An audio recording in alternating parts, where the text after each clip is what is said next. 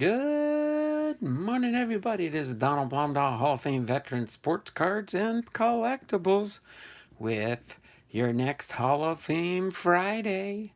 This Hall of Fame Friday will be featuring Ernie Banks. Ernie Banks, plus the family mail call, the Bipster box. The Bipster box. Big Ray's ball cards and auctions. Just bought a Kyle Lewis rookie card lot very cheap and headed to the LCS today for more. I hope I can. All right, so we've got Big Ray's ball cards and auctions in at 10 o'clock. We're seeing who might be getting into the free entries for the February giveaway. We got Big Ray's 3 entries so far. 4 entries so far. The Bipster of all things wax pack and SSP cards. Jonathan is in there. All right, so we've got a few entries so far. It is 10:01, so end of story for today. Let me get the new free entries in for the February giveaway. All right, let me go back in here real quick. And let's see, we've got, get them in real quick here. I got Big Ray, 1, 2, 3, 4 entries for Big Ray. Okay. 4 entries for Big Ray. Okay. Get you in here real quick. And we'll strive to get there at 10:10 to get into our biography for Ernie Banks. All right, Big Ray, I've got your 4 entries in. Let me get the Bipster. Everybody pay attention to, it's not Bibster, it's Bipster. Bipster changed his name to Bipster, so I had to update my Bipster box. All right. Let me get the Bipster in here.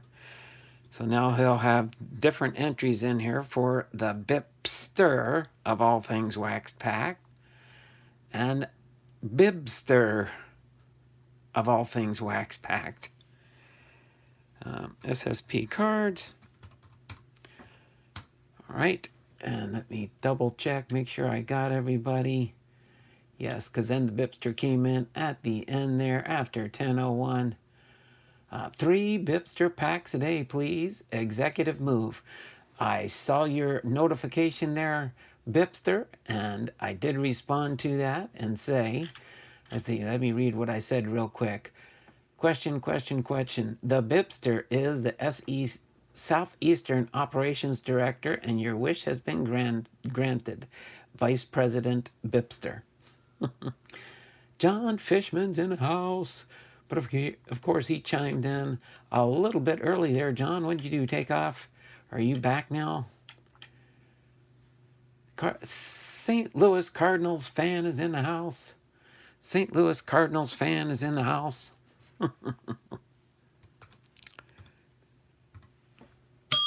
With $1 super chat. Thank you there, St. Louis Cardinals fan. Let's see. That one's even different than the ones before.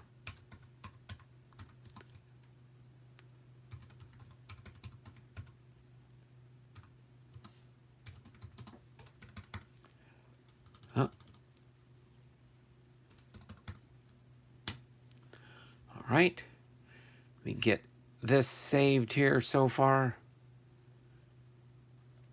So now, as of today, February the 19th, so far, we've got 234 entries into the February giveaway.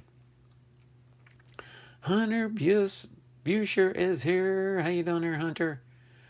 Thanks for popping in here. Hi, Donald. Chuck Dupree, Sports Cards. Hello, everyone.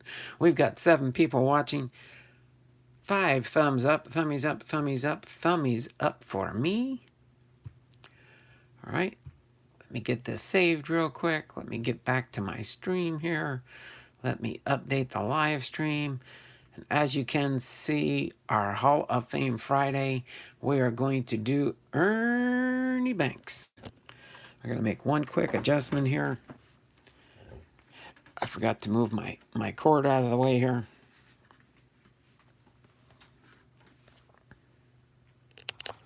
So I don't bump into that. Sorry about the bumpy road there for a second. All right, I think I'm good to go there now. Let me get this in position. Who likes my new logo? Oh yeah, are you guys paying attention? Did you see the Bipster's new logo there? I'm looking forward to seeing his merch for that one. I've heard the announcement that there's going to be merchandise coming out for the Bipster. He's really going all out on this Raleigh fingers or Rolly fingers with a beard. I know Raleigh Fingers had a mustache that would he would wax up and turn into a handlebar mustache, that's for sure. But we'll hang out here for just a few minutes before we get started with the, I like to do at least about 10 minutes of general chatting in the channel before we get into our content at hand. I like that 7 watching and 7 thumbs up. Appreciate that. Thummies up, thummies up, thummies up for me. So let me scroll back real quick. And as long as they're here when we get done with the biography, we will let the first 3 people that showed up in the live stream, which is Big Ray, Bipster, Big Ray,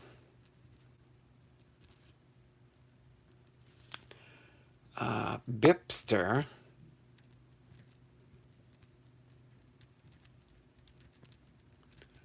we still got 3 more minutes, and SSP cards.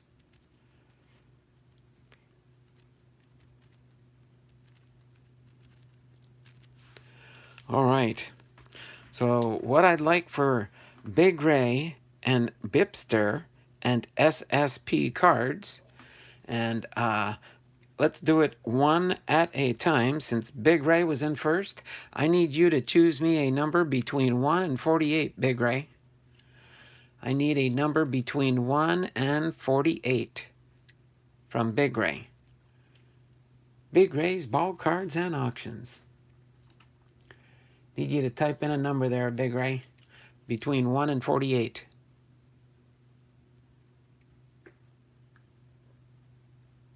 No, that's too many numbers. Big Ray says 22. Okay, I'm going to put a 22 by your name. All right, Bipster, I need you to pick a number between 1 and 48, but not 22. Bipster.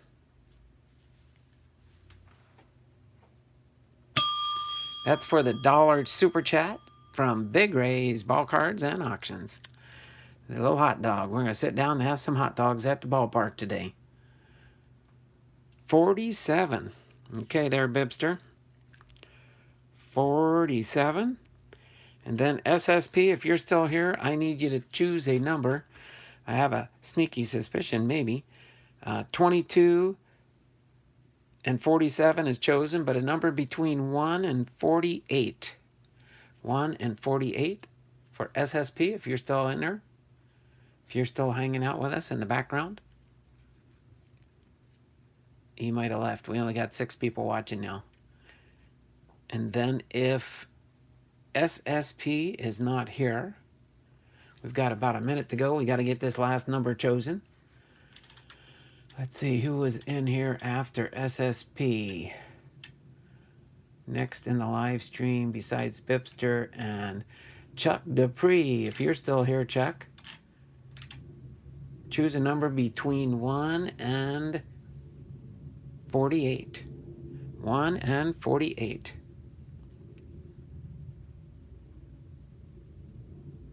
I knew you would pick 13. All right, those will be the packs that we'll open up after the biography. All right, let me put that note up there for a reminder. And that's the way we'll do it from now on for the Bipster box choosing. So let me update for this for tomorrow. We will be down to 45 packs left in the box. That means we got about 3 weeks worth of material in here, which will take us definitely into the month of March. Let me get Big Ray's ball cards into the Wheel of Names. Big Ray's ball cards and auctions into the Wheel of Names. And then we will get right into our biography for today's content. Let me save this. We are at 235 entries now. Oh, there was another super chat? No, there was 2. Yeah, I got Cardinals fan, and I got Big Ray's ball cards and auctions. I rang the bell. Here, I'll ring the bell again. I even mentioned about, let's sit down and have a hot dog while we're listening to the biography here. But of course, I can't eat a hot dog because I got to do the narration on the stream here. So let me save that really quick with Big Ray's entry in there. Oh, okay. No, that's okay. As soon as I saw the super chat, I rang the bell. And then I was doing some work there in the background here. All right, so let me get there. I was talking about the other one, not mine. Oh, yeah, Cardinals fan? Yeah, I already did Cardinals fan, too. I only saw the 3, and my computer only acknowledges both of those so far. Yeah, I got St. Louis Cardinals fan for $1 and Big Ray's ball cards for $1. All right, so let me get into our content at hand for today. So, of course, we have over here, let me scooch this over just a little bit here. This is, of course, the rookie medallion cards that I collected from the top 2020 Top Series 1. I absolutely like this set here. I've got the complete 50 card set for the rookie medallion cards. All right, Ernie Banks, shortstop for the Chicago Cubs. This is a replica of his rookie card from Topps. You have received a rookie card, retrospective rookie card logo medallion card from 2020 Topps Baseball Series 1. So that is called, it's RCR-EB. So that is the first one there. And then after we go through the biography real quick, Banks looked like he's 12 in his rookie card picture. Yeah, he does look very young in that one there. Very young for sure, compared to some of his other cards you'll see. And we'll preview that right after we get through his biography here. So Ernie Banks. Ernest Banks was born January 31st, 1931, and did pass away on January 23rd, 2015. He is commonly nicknamed as Mr. Cub and Mr. Sunshine. He was an American professional baseball player who starred in minor league baseball as a shortstop and first baseman for the Chicago Cubs between 1953 and 1971. He was inducted into the National Baseball Hall of Fame in 1977 and was named to the Major League Baseball All-Century Team in 1999. Banks is regarded by some as one of the greatest players of all time. He began playing professional baseball in 1950 with the Kansas City Monarchs in the Negro Leagues. He served in the U.S. military for 2 years, played for the Monarchs again, and began his major league career in September 1953. The following year, Banks was the National League Rookie of the Year runner-up. Beginning in 1955, that's the year my wife was born, Banks was a National League All-Star for 11 seasons, playing in 13 of 15 All-Star games held during those years. Banks was the Cubs' main attraction in the late 1950s, the National League Most Valuable Player in 1958, the year I was born, and 1959, and the Cubs' first Gold Glove winner in 1960. In 1962, Banks became a regular first baseman for the Cubs between 1967 and 1971. He was a player coach in 1969 through a Chicago Sun-Times fan poll. Cubs fans voted him the greatest Cub ever. In 1970, Banks hit his 500th career home run at Wrigley Field. He retired from playing in 1971 and was a coach for the Cubs in 1972, and in 1982 was the team's first player to have his uniform number retired. Banks was active in the Chicago community during and after his tenure with the Cubs. He founded a charitable organization, became the first black Ford Motor Company dealer in the United States, and made an unsuccessful bid for a local political office. In 2013, Banks was awarded the Presidential Medal of Freedom for his contribution to sports. Banks lived in the Los Angeles and Chicago areas. Pop in the chat real quick here.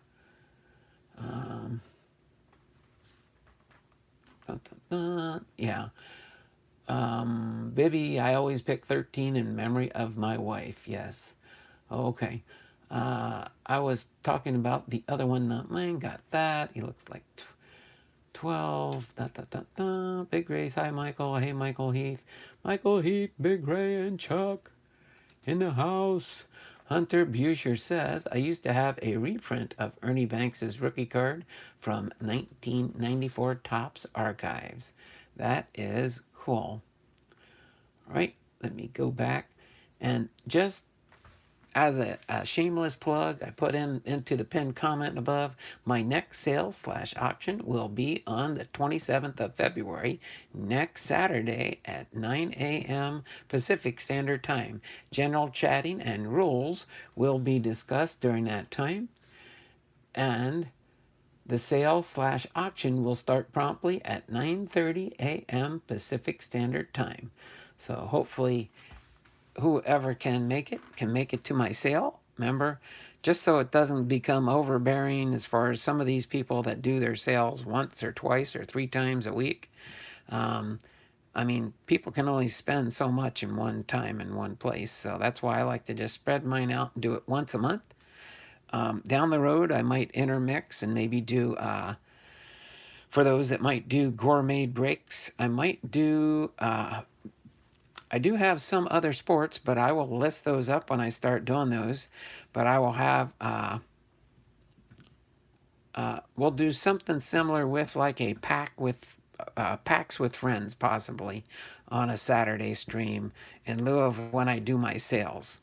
Okay, and then if it becomes successful with, I've got probably about 3 or 4 box count, 3 or 4 5,000 count boxes full of baseball and football packs of cards.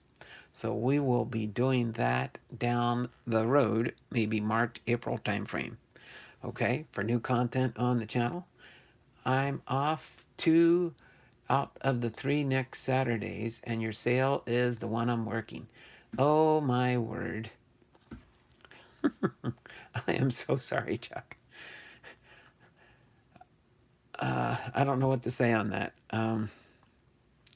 One thing people can do is pay attention in the sale, and if you see something that did not sell when you watch the replay, you can always send me an email, because I do leave my stuff that I sell from a sale until I list it up on eBay for my eBay auctions.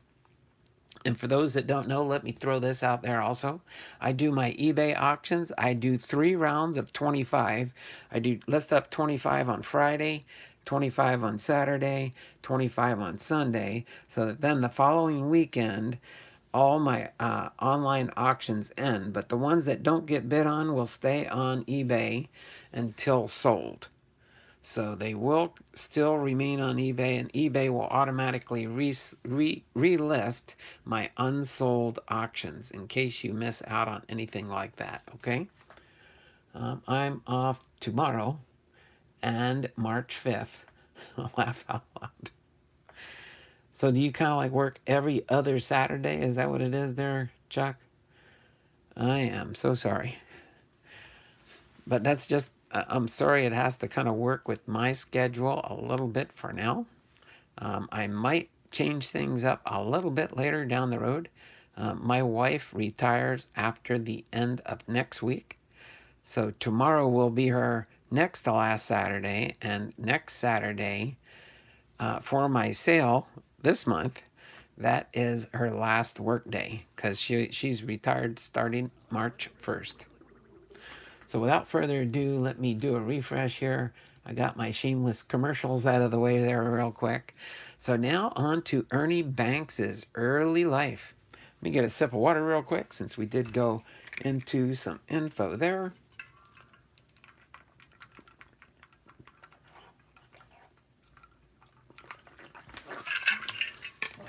Sorry, I forgot to. Oh, I was wondering why I mean, it's not sunny outside, but it's not dark either. I just forgot to open my blind all the way. Get a little bit more light in the room because it is daytime here. It is not nighttime, but it is cloudy and overcast. It's supposed to rain. Almost all of our snow is almost melted off our house. Got just a few spots that the sun don't hit directly, where there is still some sun. And no, I'm not sure why I have tomorrow off. I'm not going to ask. Laugh out loud. And March 5th, I'm on vacation. Oh, there you go, Chuck. Taking a little vacation time. Sometimes you just got to do that, take some time off. So as far as early life for Ernie Banks was born in Dallas, Texas to Eddie and Essie Banks on January 31st, 1931. He was the second of 12 children. His father, who had worked in construction and was a warehouse loader for a grocery chain, played baseball for black semi-professional teams in Texas. As a child, Banks was not very interested in baseball, preferring swimming, basketball, and football. His father bought him a baseball glove for less than $3 at a five and dime store and motivated him with nickels and dimes to play catch. While still in high school, Banks joined the Dallas Black Giants, a semi-pro baseball team, in 1949. His mother encouraged him to follow one of his grandfathers into a career as a minister. Banks graduated from Booker T. Washington High School in 1950. He lettered in basketball, football, and track. Banks's school did not have a baseball team. He played fast pitch softball for a church team during the summer. He was also a member of the Amarillo Colts, a semi-professional baseball team. History professor Timothy Guilfoyle wrote that Banks's talent for baseball was discovered by Bill Blair, a family friend who scouted for the Kansas City Monarchs of the Negro American League. Other sources say Banks was noticed by Cool Papa Bell of the Monarchs. In 1951, Banks was drafted into the U.S. Army and served in Germany during the Korean War. He served as a flag bearer in the 45th Anti-Aircraft Artillery Battalion at Fort Bliss, where he played with the Harlem Globetrotters on a part-time basis. In 1953, he was discharged from the Army and joined the Monarchs for the remainder of that season, achieving a .347 batting average. Banks later said, "Playing for the Kansas City Monarchs was like my school, my learning, my world. It was my whole life." Banks hosted a program on 1450 WHFC in the late 50s. Then on to his MLB career. All right.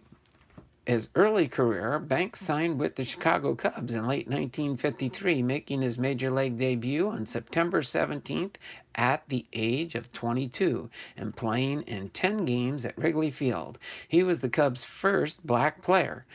He became one of several former Negro League players who joined the MLB teams without playing in the minor leagues. Larry Maffei and Jonathan Kronstadt wrote that he just was not the crusading type. He was so grateful to be playing baseball for a living, he did not have time to change the world. And if that meant some people called him an Uncle Tom, well, so be it.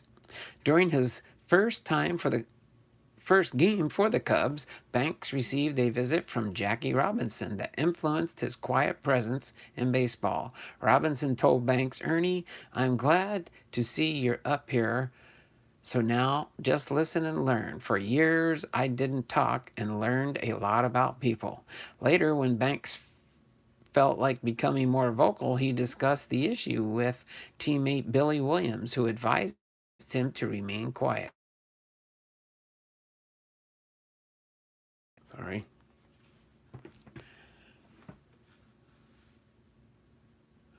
Williams drew the analogy of fish that are caught once they open their mouths. Banks said, "I kept my mouth shut, but tried to make a difference. My whole life, I've just wanted to make people better." Okay. Sorry about that. I had a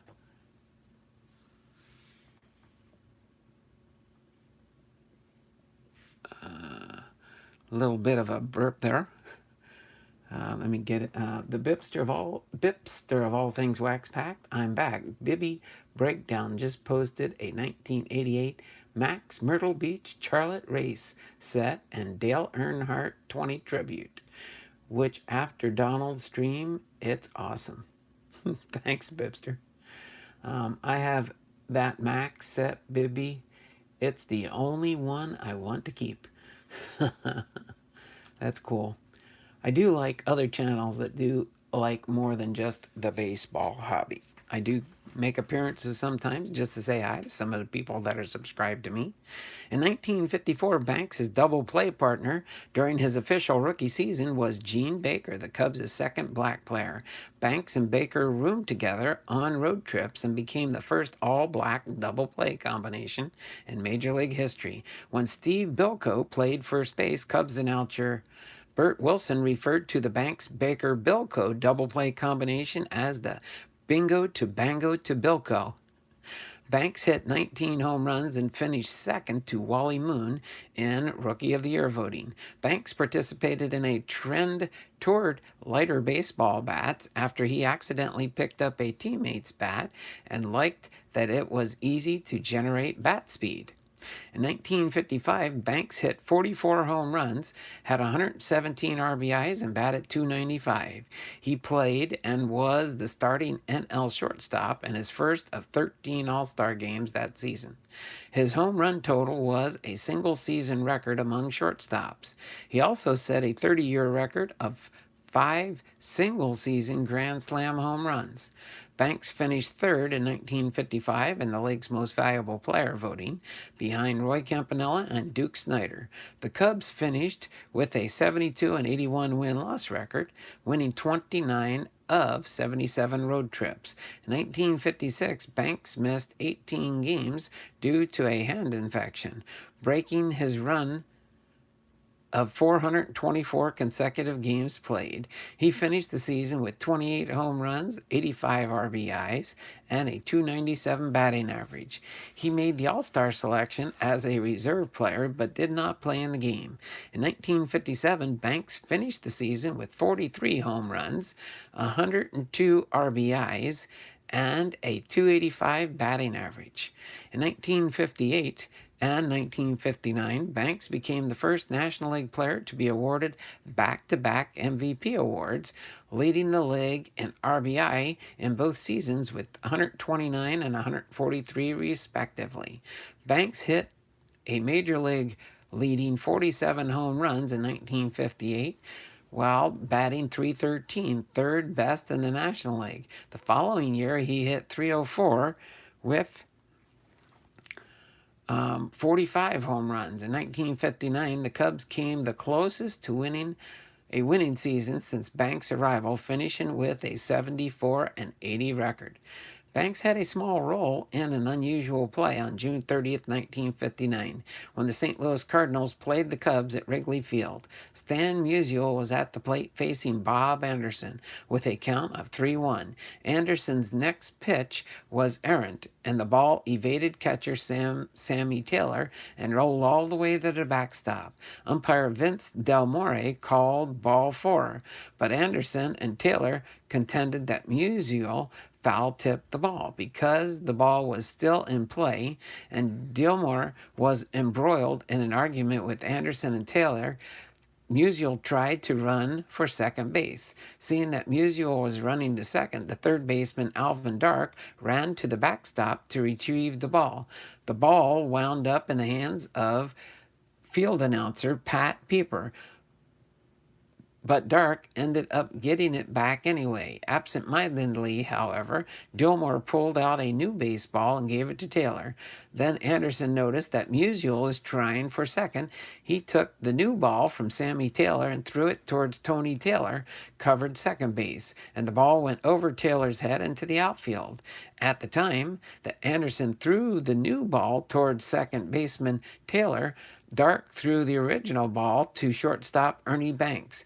Musial did not see the throw, and he was declared out when the tag was made.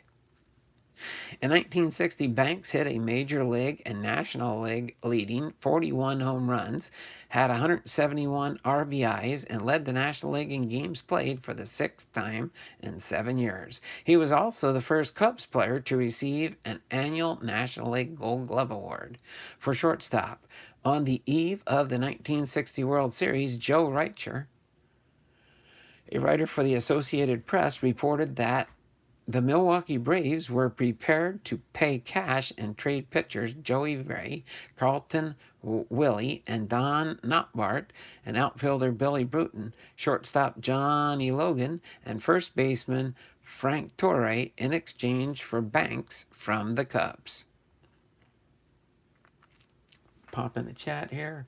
It's the only one worth keeping, Chuck.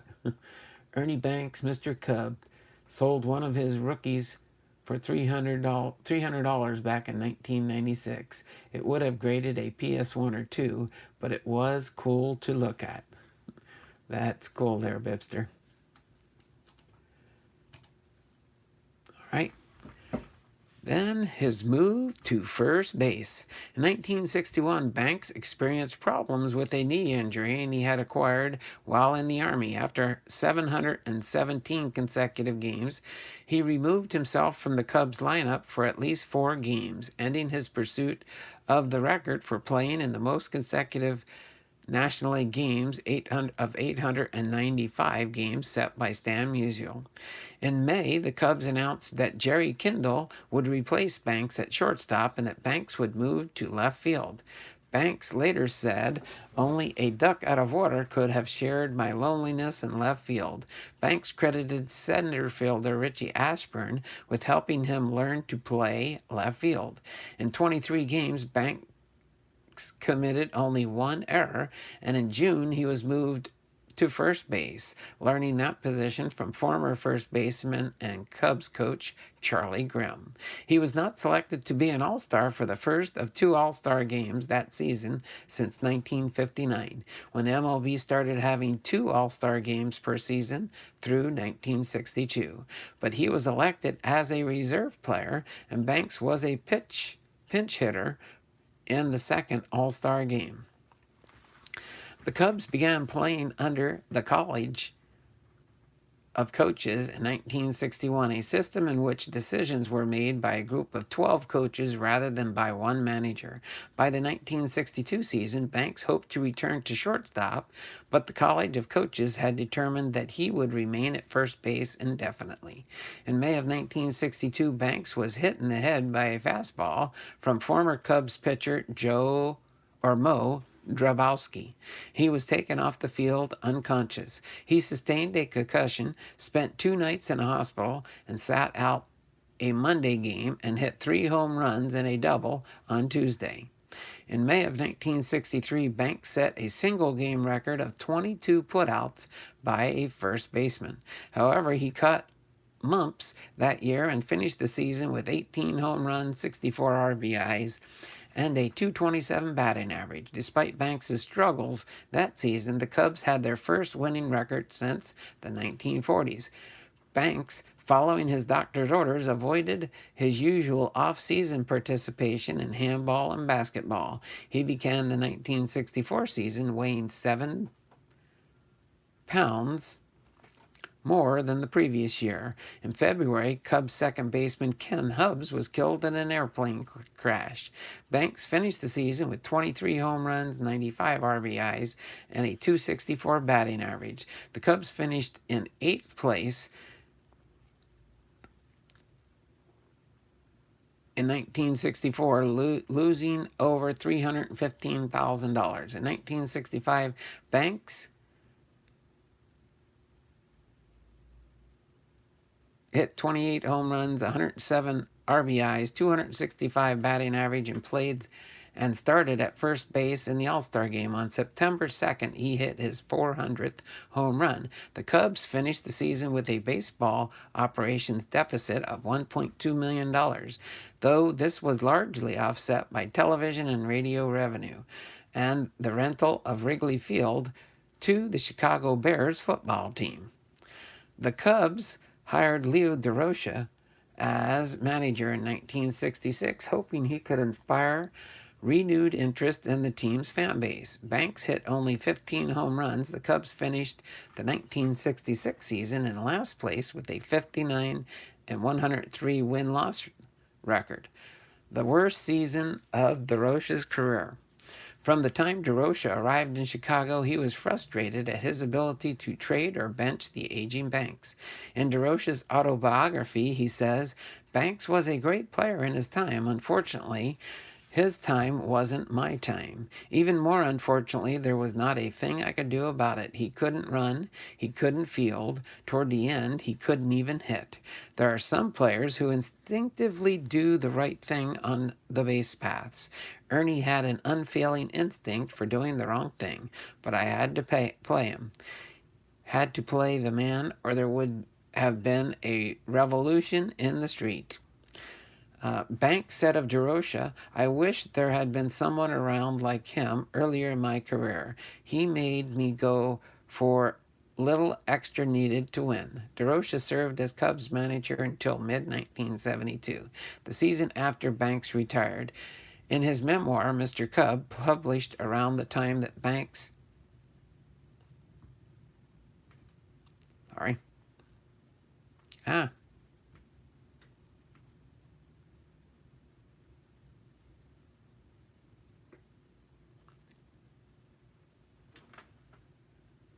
Mr. Cub published around the time that Banks retired, Banks said too much had been made of the racial implications in his relationship with DeRocha.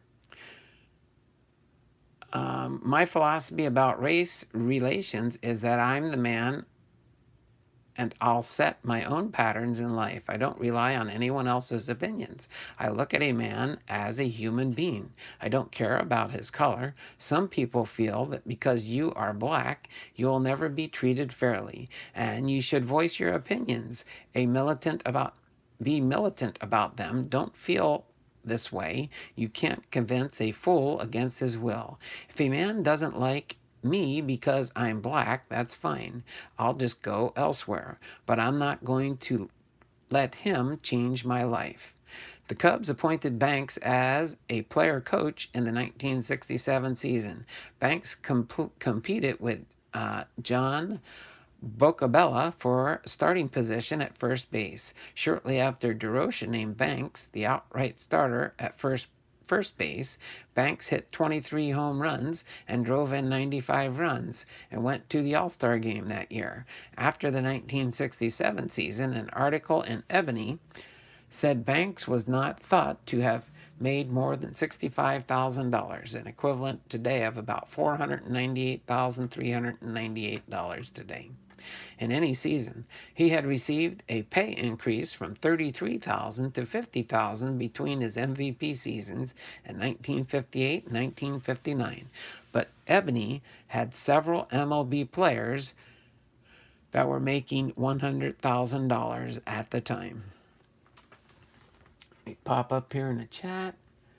Seen it flying up here a little bit. Mo Drabowski could throw over 100 miles an hour and blew his arm out at a young age. Tommy John surgery wasn't available yet. John says, "Hey Donald, the revolution will be televised. So if it is, make sure people see my good side. I have power. Yes, true, I have power." Oh, Robert Hone's in the house. How you doing there, Robert Hone?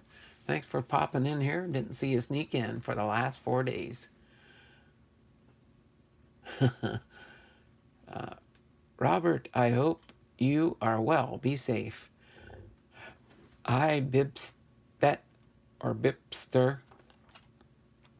Thanks, Bipster.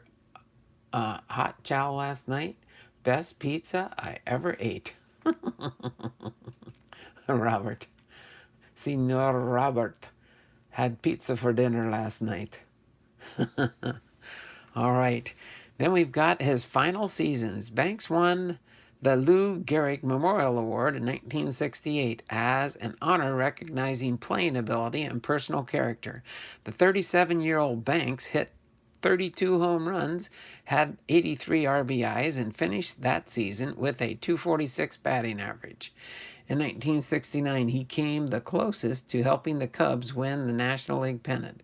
The Cubs fell from first place after holding a 8.5-game lead in August. Banks made his 11th and final All-Star season appearance as a pinch hitter. It was his 14th overall All-Star game appearance, and Banks hit his 500th career home run on May 12, 1970 at Chicago's Wrigley Field. On December 1st, 1971, Banks retired as a player but continued to coach for the Cubs until 1973. He was an instructor in the minor leagues for the next 3 seasons and also worked in the Cubs front office. Banks finished his career, an itch down below here on my ankles. That's why it sounded like my voice was going left and right, maybe. Banks holds the Cubs record for games played at 2,528. At bats with 9,421, extra base hits at 1,009, total bases at 4,706. Banks also excelled as an infielder. He won a National League Gold Glove Award for shortstop in 1960. He led the National League in putouts 5 times and was a National League leader in fielding percentage as shortstop 3 times, and once as first baseman. Banks holds the Major League record for most games played without a postseason appearance at 2,528 games. In his memoir, citing his fondness for the Cubs and owner Philip K. Wrigley, Banks said he did not regret signing with the Cubs rather than one of the more successful baseball franchises. Banks' popularity and positive attitude led to the nickname Mr. Cub and Mr. Sunshine. Banks was known for his catchphrase, "It's a beautiful day for a ball game. Let's play too," expressing he wished to play a doubleheader every day out of his love of baseball. That is cool. All right, let me take a pop in the chat here. Look, baby, we have sunshine. At Donald, the card sale coming up soon is going to be epic. Thank you.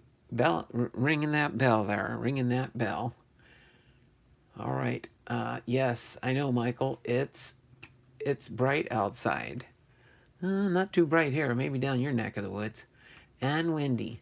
The Bipster says, at Michael, when the sun doesn't shine, the sun has to shine up in us to keep us warm. There we go. That's true, baby. Let refresh the chat here, and we will now get into his personal life. All right, in 1953, after returning from the military service in Germany, Banks married his first wife, Molly Ector. He proposed to her in a letter from Germany. Although he filed for divorce 2 years later, the couple briefly reconciled in early 1959. By that summer, they agreed on a divorce settlement that would pay $65,000 to Ector in lieu of alimony. Shortly thereafter, Banks eloped with Eloise Johnson. The couple had twin sons, and within a year, and a daughter 4 years after that. Ector filed suit against Banks in 1963 for failure to make payments on a life insurance policy agreed upon their divorce settlement. Banks was a lifelong Republican, and he also once stated that "I'm not going anywhere I'm not wanted," prompting critics to claim that he was soft on Jim Crow. He ran for alderman in Chicago in 1963. He ran in the 8th Ward against Democratic incumbent James A. Condon. In February 26th primary, Banks finished a distant third, garnering just 12% of the vote.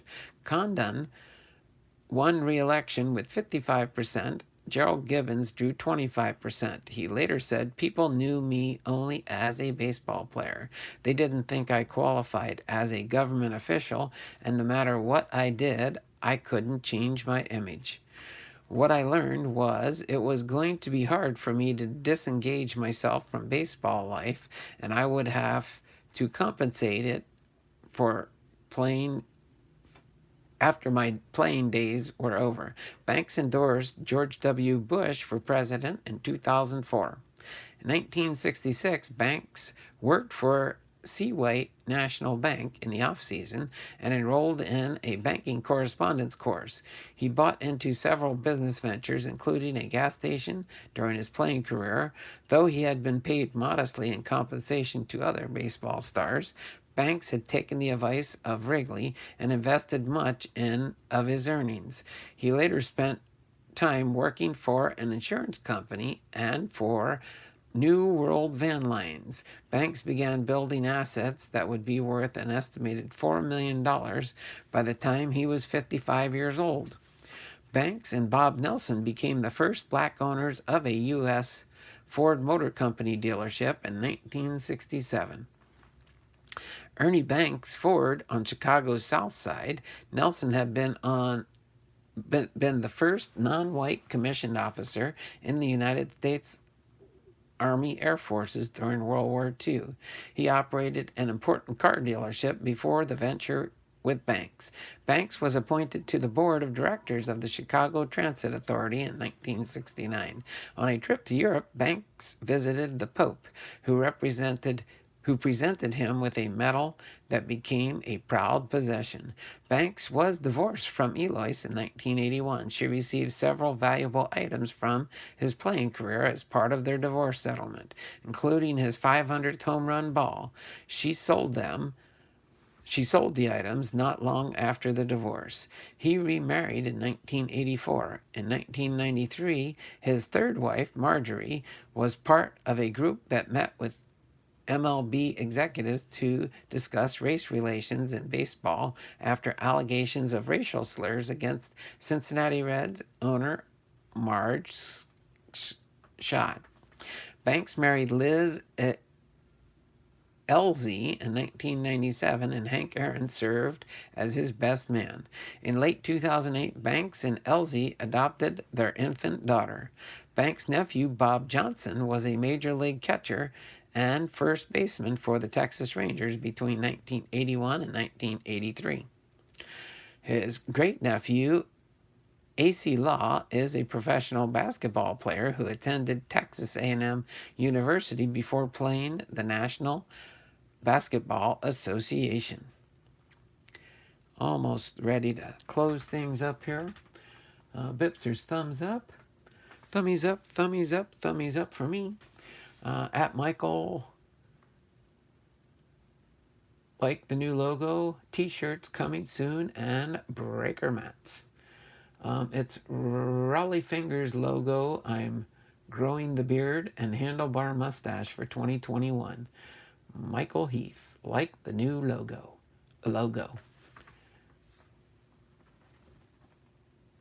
L9 Go logo. Typo. I'm just being silly with the chat right now. Let me refresh the chat, get in here. In his latter years, Banks had been appointed to the Chicago Transit Board, the Chicago Transit Authority's governing and administrative body. In 1969, by the governor of Illinois, he would continue to serve on the board until 1981. Banks was voted into the National Baseball Hall of Fame in 1977, his first year of eligibility. He received on 321 of the 383 ballots. Though several players were selected through the Veterans Committee and Special Committee on the Negro Leagues that year, Banks was the only player elected by the Baseball Writers Association of America. He was inducted on August 8th of that year. During his induction speech, Banks said, "We've got the setting, sunshine, fresh air, and the team behind us, so let's play too." The Cubs retired Banks' uniform number 14 in 1982, and he was the first player to have his number retired by the team. At the time of the ceremony, Banks was employed as the Cubs' corporate sales representative. The team did not retire any more numbers for another 5 years when Billy Williams received the honor. Through the 2014 season, only 6 former Cubs, along with Brooklyn Dodger Jackie Robinson, have had their numbers retired by the organization. Banks served as a team ambassador for his retirement. Through author Phil Rogers, though author Phil Rogers says the team had never placed Banks in a position of authority or significant influence. In 1983, shortly after the Wrigley Field sold the team to the Tribune Company, Banks and the Cubs briefly severed ties. Rogers wrote that after the sale, Banks was viewed as something of a crazy uncle who had hung around the house for no apparent reason, and the team officials anonymously told the press that Banks had been fired because he was unreliable. Soon, Banks and the Cubs reconciled, and he resumed making appearances on behalf of the team. In 1984, when the Cubs won the National League East Division, the club named Banks an honorary team member. At the 1990 Major League Baseball All-Star Game, the first one held at Wrigley Field since Banks' playing days, he threw out the ceremonial first pitch to starting catcher Mike Ciosa. Banks was named to the Major League Baseball All-Century team in 1999. In the same year, the Society for American Baseball Research listed him 27th on a list of 100 greatest baseball players. In 2003, he guest starred on an episode of u.s.Navy. In June 2006, Crane's Chicago Business said Banks was part of a group looking to buy the Chicago Cubs in case the Tribune Company decided to sell the club. Banks established a charity, the Live Above and Beyond Foundation, which assists youth and elderly with issues concerning self-esteem and health care. In 2008, Banks released a charity wine called Ernie Banks 512 Chardonnay, the proceeds of which were donated to his foundation. Banks was an ordained minister. He presided at the wedding of MLB pitcher Sean Marshall. On March 31st, 2008, a statue of Banks, Mr. Cubs, was unveiled in front of Wrigley Field. That year, Eddie Vedder released a song called All the Way, which Banks had asked Vedder to write about the Cubs' birthday gift. In 2009, Banks was named a Library of Congress Living Legend, a designation that recognizes those who have made significant contributions to America's diverse culture, scientific, and social heritage. In 2013, He received the Presidential Medal of Freedom with 15 other people, including Bill Clinton and Oprah Winfrey. During a ceremony, he presented President Obama with a bat that had belonged to Jackie Robinson. Banks remained close to the Cubs team and made frequent appearances at their spring training grounds, Ho-Ho-Cam Stadium in Arizona. Author Harry Strong wrote in 2013 that the Chicago Cubs do not have a mascot, but they hardly see one when the face of the franchise is still so visible. He was inducted as a laureate of the Lincoln Academy of Illinois and awarded the Order of Lincoln, the state's highest honor, by the governor of Illinois in 1970 in the area of sports. And then with his passing, Banks died of a heart attack at a Chicago hospital on January 23, 2015, 8 days before his 84th birthday. Following a public visitation, a memorial service was held at the Fourth Presbyterian Church. Several well-known people spoke at the service, including Chicago Mayor Rahm Emanuel and baseball personalities Joe Torre and Billy Williams. After the service, a procession moved from downtown Chicago past Wrigley Field. In the weeks after his death, a legal battle arose over Banks's estate and the disposition of his body. His estranged widow, Elizabeth, said that he had amended his will in October without her knowledge. The new will left all of Banks' assets to his longtime caregiver, Regina Rice. Banks had been diagnosed with dementia shortly before the change of his will. A Chicago funeral home sent Elizabeth a bill for $35,000 in funeral costs, but the bill went unpaid as Elizabeth challenged the legality of Banks's new will. In March 2015, the Chicago Cubs announced that they would pay the funeral home costs. He was buried in Graceland Cemetery just a few blocks north of Wrigley Field. During the entire 2015 season, the Cubs had number 14 located behind home plate. And there you have it. The Ernie Banks biography. Let me go over these stats and then we'll finish off this part of our stream. He was a shortstop and first baseman primarily. He was born January 31st, 1931 in Dallas, Texas. He died January 23rd, 2015 in Chicago, Illinois. He batted right, threw right. His MLB debut was September 17th, 1953 for the Chicago Cubs, and his last MLB appearance was September 26, 1971 for the Chicago Cubs. His career batting average was .274. He had 2,583 hits, 512 home runs, 1,636 runs batted in. He did play in the Negro Leagues with the Kansas City Monarchs in 1951 and 1953, Major League Baseball with the Chicago Cubs from 1953 to 1971. His career highlights and awards: 14 All-Star games from 1955 to 1960, 1961 and 1962, 1965, 1967, 1969. He had 2 National League MVPs, 1958 and 59, Gold Glove Award, 1960, 2 times National League Home Run Leader, 1958 and 60, 2 times National League RBI Leader, 58 and 59. The Chicago Cubs retired his number 14, and Major League Baseball All-Century Team. He was inducted into the National Baseball Hall of Fame in 1977 with 83.8% of the ballots on first ballot. His military career was with the United States. He was in the United States Army from 1951 to 1953. He was a private first class, and he served during the Korean War. There we have it. Ernie Banks, our Hall of Fame baseball player biography for today.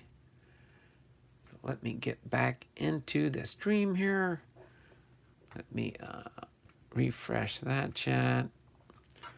Let me get into the chat here and get up to date. At Michael Matz will be here early summer. Okay, I'm planning on building me a desk. Mike Ciosa should be a Hall of Famer. Come on, Cooperstown. Hashtag come on, Cooperstown. C for Cooperstown. That's crazy. $35,000 for a funeral.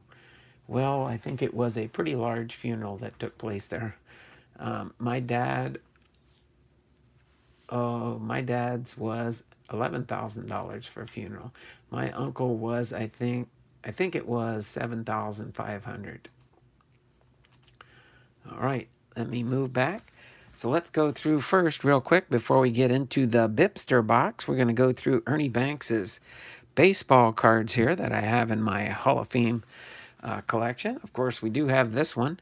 This is in my collection for Hall of Famers for sure. But let's go through now these individual baseball cards that I have on Ernie Banks. I think I've got about 13 of them. This makes number 14. This is a 1985 Topps. Card number 3, Ernie Banks. All-time record holder, Ernie Banks with the Chicago Cubs. Then we've got a Ernie Banks Diamond King here. Ernie Banks Diamond King from 2017 Panini. Card number 10 for that one. Next, we've got up to bat here, Ernie Banks at shortstop. This is a 1988 Pacific Trading Company. Ernie Banks, card number 36. Okay. And probably what I'm going to do today is I'm going to highlight my eBay sales. Ooh, I'm getting some good bids coming in for some of these cards. I do like that. Okay, so next up to bat here, and I think my next round I'm going to have some vintage being posted up for auction. But here we go, shortstop Ernie Banks, Chicago Cubs vintage. Look at that smile there. Upper Deck vintage. This is from a reprint. This is a 2003 reprint of a Chicago Cubs card here. Kind of a thick little card there. Card stock they use there for that vintage. All right. Next we have Topps Fire, Ernie Banks. This is from a 2018 card number 73 on this one. In a power packed 14-game hitting streak from August 8th to August 21st, 1958, Banks batted .423 with 9 home runs, 16 RBIs, and a 1.481 OPS. The performance helped propel him to his first National League MVP award. He was on fire during that streak. All right, next we've got a Swell baseball card. Baseball card great from Swell. This one is a 1990 baseball card. Card number 95. All right. Next up to bat here we've got is in Cooperstown Induction card from Panini. I believe this is 2013.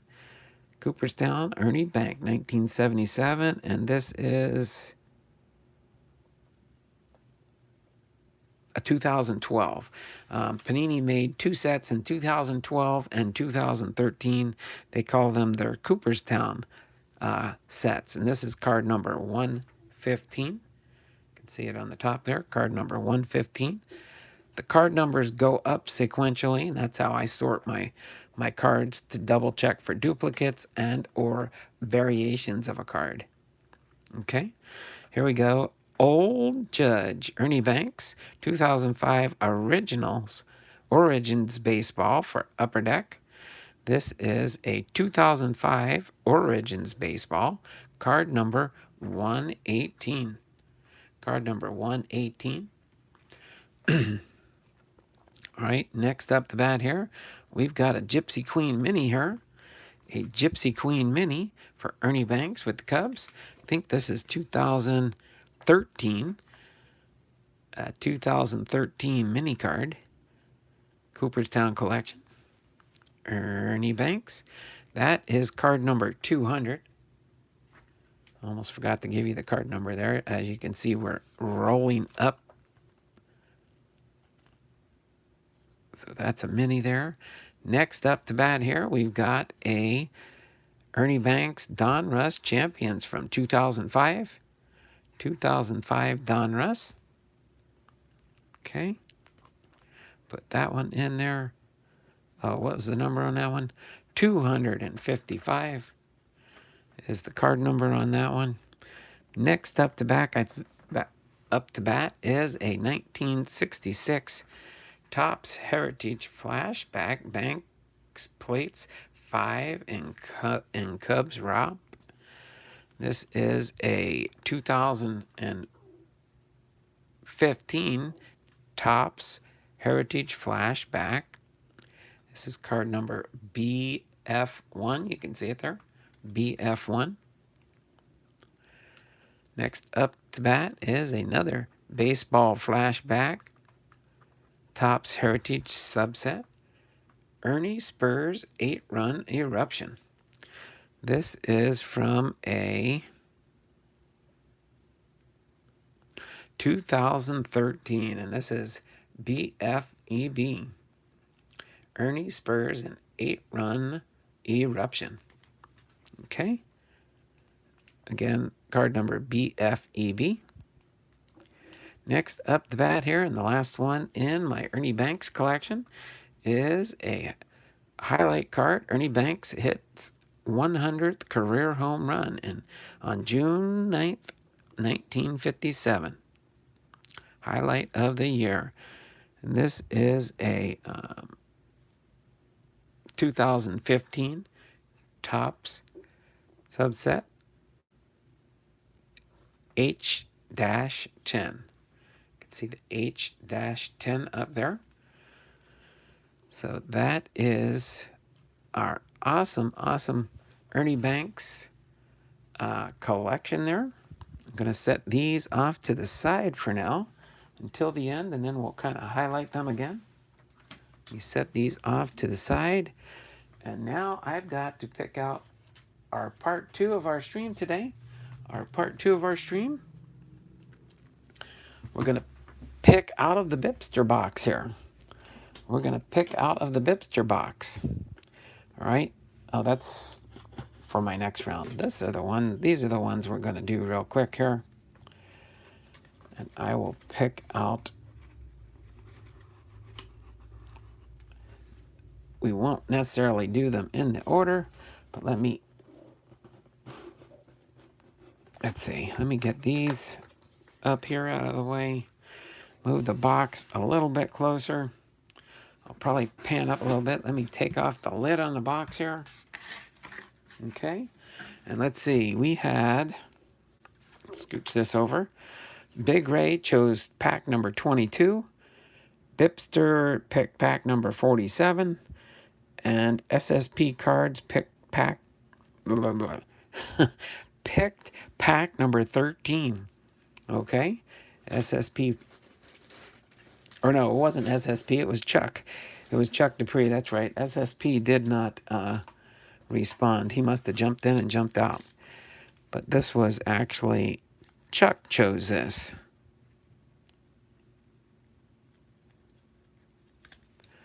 Okay. Had to do an update correction there. Chuck.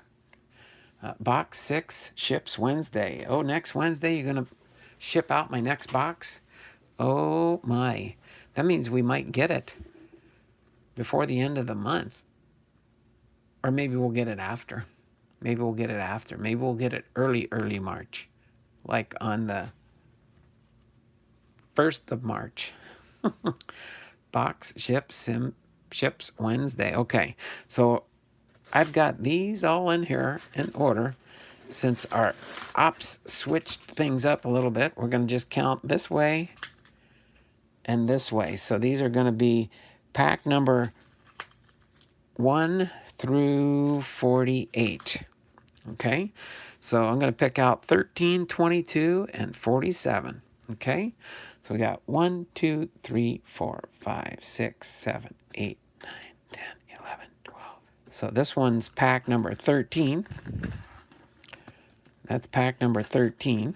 Let me do this, and then 14, 15, 16, 17, 18, 19, 20, 21, 22. This is Big Ray. He's wanting me to pull out of that one. 23, 24, 25, 26, 27, 28, 29, 30, 31, 32, 33, 34, 35, 36, 37, 38, 39, 40, 41, 42, 43, 44, 45, 46, 47. What? Oh, did I do something wrong here? Wait, 22, 23, 24, 25, 26, 27, 28, 29, 30, 31, 32, 33, 34, 35, 36, 37, 38, 39, 40, 41, 42, 43, 44, 45, 46, 47. I thought I was off one. And there is pack number 47. In case you're wondering, you could probably see me counting there. So this is pack number 13. This is pack number 22. And then this is pack number 47. I know I could have went 48 and went back one. But I wanted to do it official. The Bipster Wax Pack, 2 or 3, 2nd or 3rd of March. Quite possibly, yeah.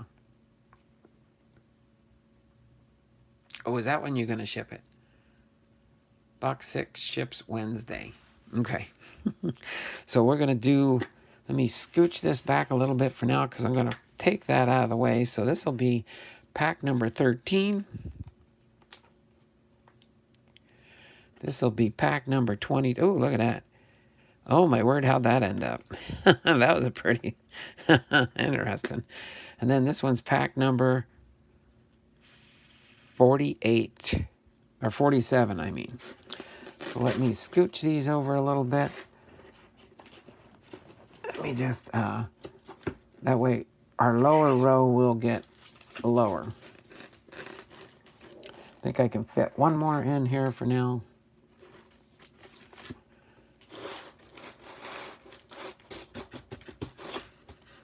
I don't know why that pack. Oh, okay, I see. It must be not a sticky bag there.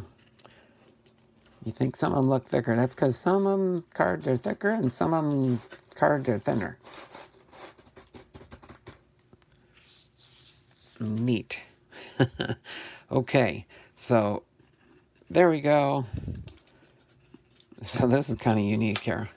So this is the one that Chuck picked. This is the one that Big Ray picked. And then this is the one that Bipster picked. So that goes in the file there. Let me move this out of the way. Hopefully without knocking anything over. To give us a little bit more space here, let me put the Bipster box back there on the floor. So tomorrow we will be down to 45 packs. So yes, tomorrow we'll be choosing numbers 1 through 45. But without further ado, we're going to open this pack first, and this pack second, and this pack third, as per Southeast Ops. So we're going to put these guys right here for now. Actually, oops, I bumped the camera again. Now that I've got space, I can put these back here for now. My Ernie Banks. And this rookie medallion card back here for now, since we are done with that part. And we're going to open up these three bags here and see what kind of cards we can find out of here. Okay, So these are the 3 packs we'll be opening up next. Okay, get my paperwork in order on the other table here. And we are going to get into the Bipster box here. Neat. That Fairfield was unplanned. Yes, that Fairfield was definitely unplanned. That's a perfect, awesome Fairfield Friday, right? Of course, Kevin will probably be in here later with that. Thumbs up, 2nd or 3rd of March. Should arrive then. And the Bipster of all things waxed pack. Neat. That Fairfield was unplanned. Yes, it was. It's just the way that they were separate for some reason. But that's okay. That's okay. So we got 2 Upper Deck Craig Nettles there, and we've got a Manny Ramirez Top Stadium Club right there. So pack 1, pack 2, and pack 3, let's go ahead and grip and rip. All right. We're going to grip and rip here and see what we got. We've got 5 people watching and 9 thumbs up, thummies up, thummies up, thummies up for me. Let me refresh my chat here real quick here so I know where I left off. And let's go to town here. So we've got the Craig Nettles and another Craig Nettles and a Chris Chambliss. Uh-oh, we're going to end up with a triple here. We got a triple at least. Let's put the Craig Nettles up there. Chris Chambliss, Carl Erskine,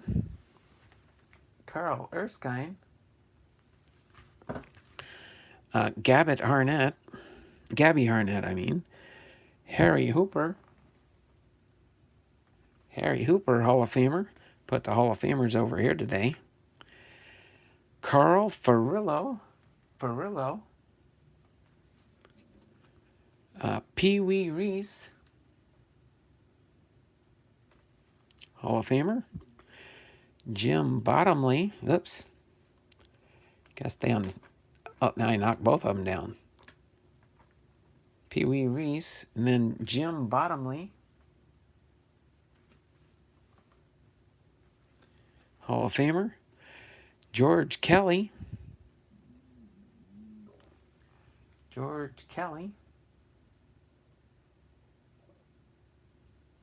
Hall of Famer. Oh my word, we got a Mark Grace rookie card. 2 Mark Graces, 3 Mark Graces, 4 Mark Graces. Okay, training timeout. 1, 2, 3, 4 Mark Grace rated rookie cards. Boom. Mark Grace rated rookie.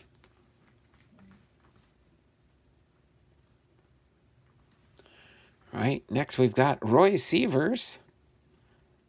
We got some swell cards. Roy Sievers, Herb Score, Smokey Burgess, Claude Osteen, and Al Lopez.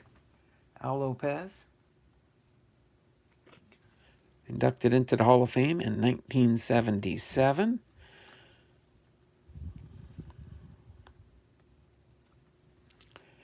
We got Smokey Burgess,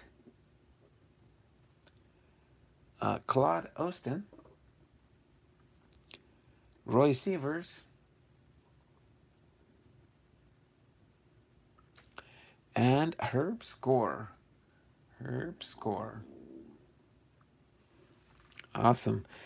Oddball type cards from the Swell series. Okay. So, boom. Let's see. We've got at least 1 more Craig Nettles coming up here in pack 2. High Pockets Kelly.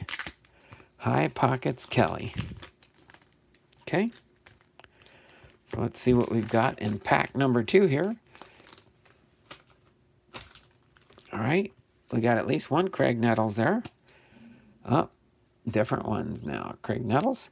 We've got an Allie Reynolds. Allie Reynolds. Okay. Allie Reynolds. Another Fairfield double there. Vic Rasky. Another double. Boom, we got another Craig Nettles. And another Craig Nettles.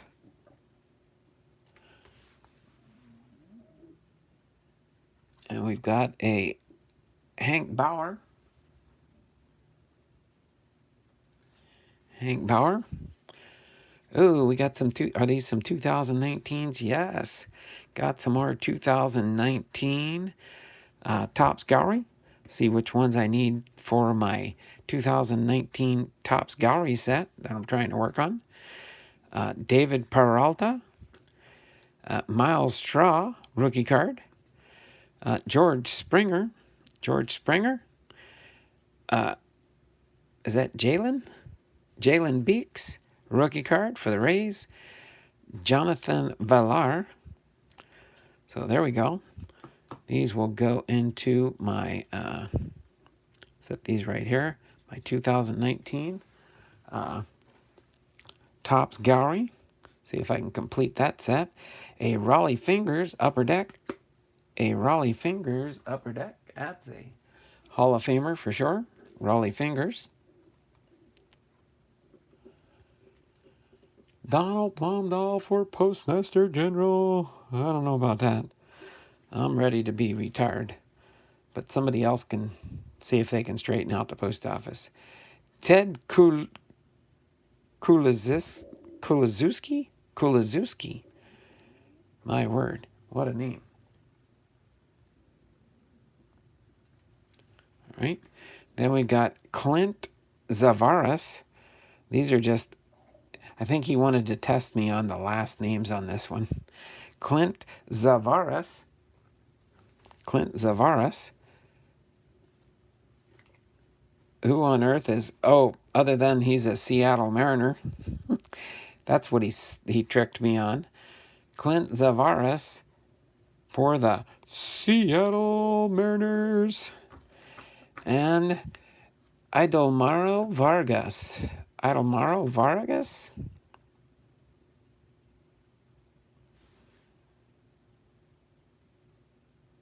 Sometimes I don't know for sure if he's throwing me some short prints or not. But I'm trying to think. This is, what, Series 1? Trying to remember what, I don't think this is a short print, is it? Let's see, what's the number on this one? 269 or 289?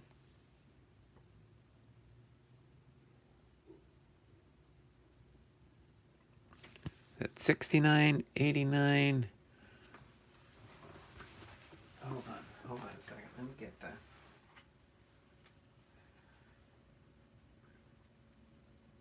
No, I think that's just the base card.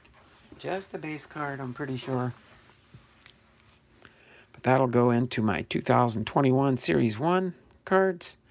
I'll sort that later also. All right. Couple Seattle Mariner cards. Now on to Bibby. Donald needs some more Matt Noakes.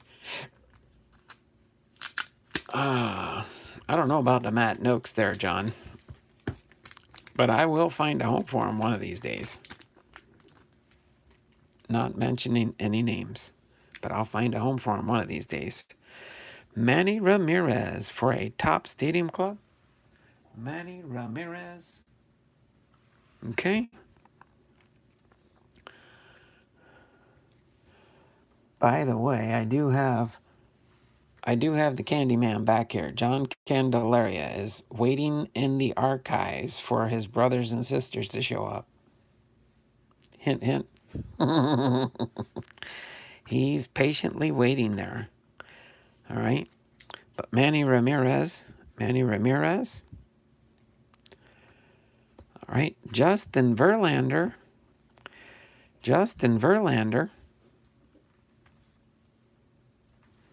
Okay. Oh no, double, triple, untouchable. Justin Verlander, triple play. Luis Aparicio. Luis Aparicio. Okay.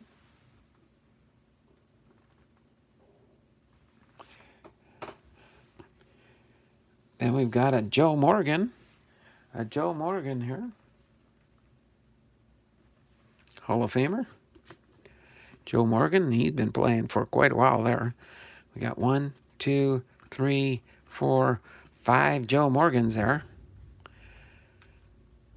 Single, double, triple, home run, grand slam. I'll count that as 5. 5 Joe Morgans there, Hall of Famers. All right.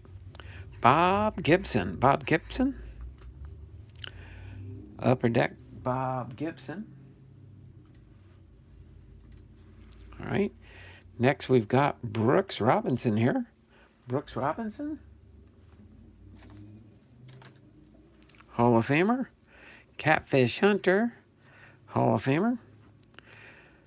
Boog Powell. Boog Powell.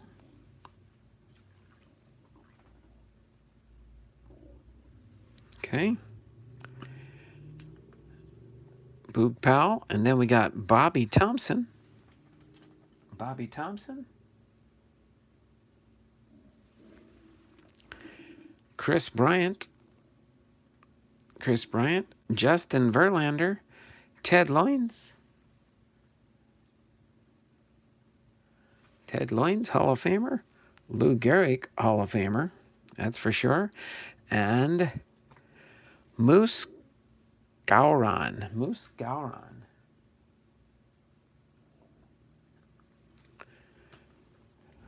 All right. Awesome. Donald, I'm surprised you don't have the Hall of Fame list memorized by now. Well, let me know how you're doing when you're at 62, almost 63. But thanks, John. That's why I have my cheat sheet here. That's what cheat sheets are for. There's a lot of names on here to memorize. I'm trying to, at least I got pretty much, as I go through all my Hall of Fame biographies, by the time I get down to Robin Yount right now, he's on the end. You can see last year I have Larry Walker, Ted Simmons, Derek Jeter, and Marvin Miller.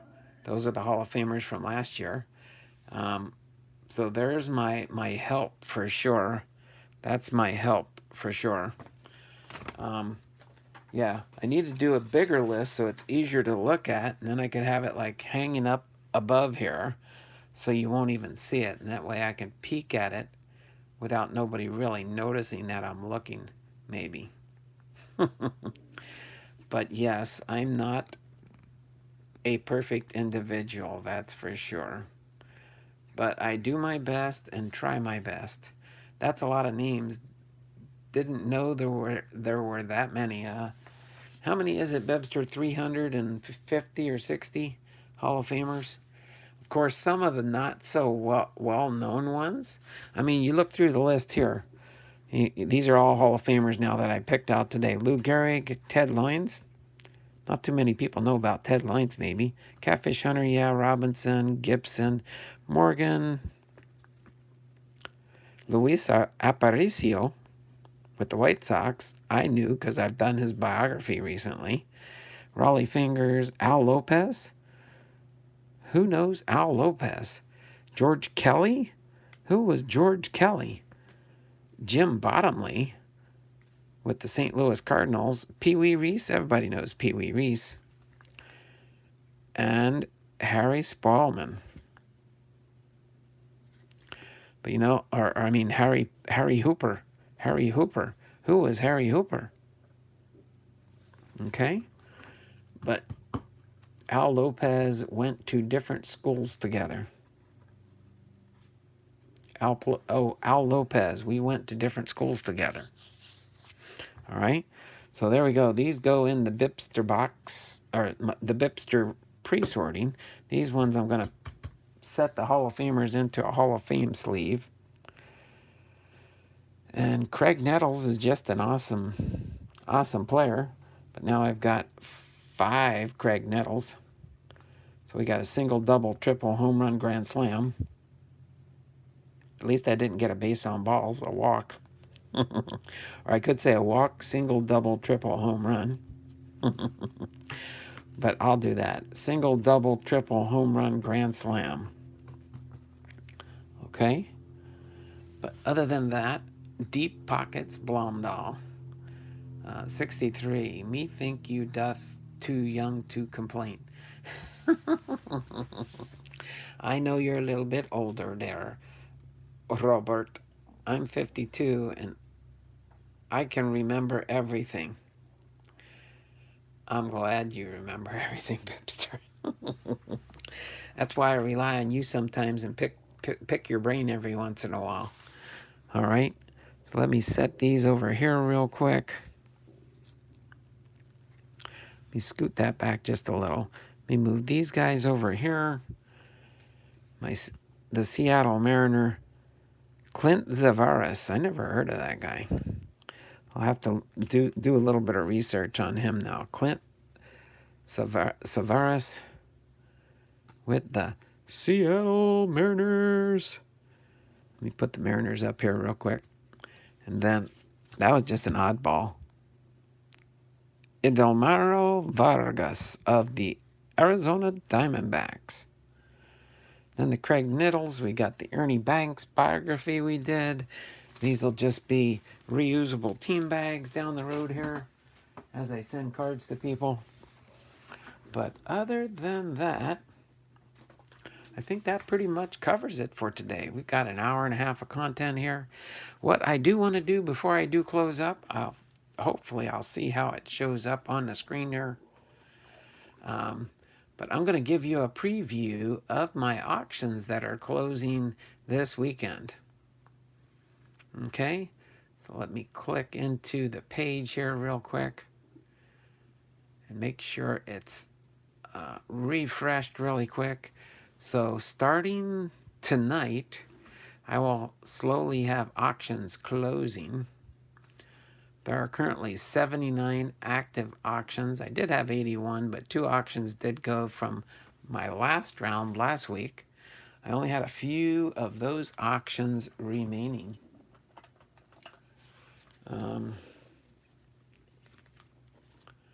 There we go. Actually, from last week's auctions, these are the last ones I have from last week's auctions. Jose Suarez. Okay, rookie card. And then, of course, a Kulihara rookie card for the Baltimore Orioles. A Richard Bleer. All right. And then a Chris Bryant. Actually, I think the Chris Bryant did sell. That's one of the ones I think that it just hasn't been paid for yet. So those are my, and that's a, oh, the Chris Bryant is a short print. 101 out of 250, but this one did sell. I'm just waiting for the individual to pay for it. So other than that, let me just go I'm going to highlight through so you can see the listings here. Sorry, let me zoom into my computer here real quick. And if you're looking on your phone, it might be a little bit harder and stuff. But, oh, let me do a refresh here so it's up to date as of right this minute. Okay.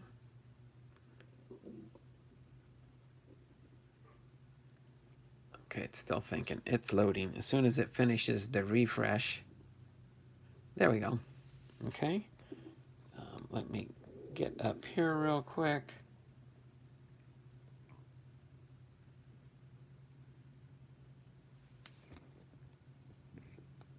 Kind of see the names and the title off to the left there.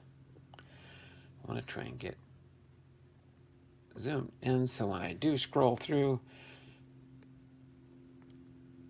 if you think you've lost it, you haven't, John. All right, so this is my list of 79 auctions that are up for sale on eBay. Okay, these are exciting. So all these auctions start off every week when I post them up.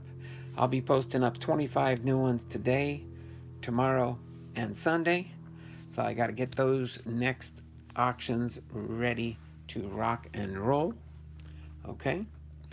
But what I do here is once they're done on the auction blocks, they'll go into my box of items for sale on eBay and or auctions until I end up in the range of having 500 auctions rolling around the bins. But as you can see, the top seller right now is the 2020 Top Series 1 Gavin Lux SP Photo Variation. All right, it is currently at $18.50. Okay, and then I'll just scroll through these and let you peruse them as we get ready to end the stream here. So next up, you have currently at $8 is a 2020 Top Series 2 1985 Baseball Variation auto of Matt Dias out of 199. I forgot to put on what serial number that is, but they'll be able to see it in the picture. And obviously there's people that are bidding on that. That one's up to 8. But the big one probably is the Gavin Lux. There's 35 people watching that with 213 views. All right. Then next we've got a Bryce Harper for $6.05. A Nico Horner photo variations short print for the Chicago Cubs.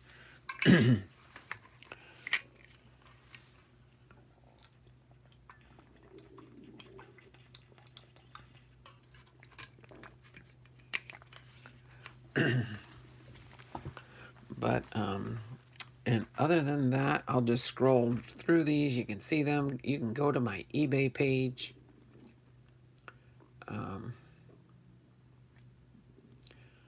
Matter of fact, if you want to look at this one here, let me see if it'll let me put a link in here. See, let me see if it'll just allow me to put this link in here for the live stream here. That way, if you want, you can go by and look at this. I think it will. Let me see if it'll turn into a link.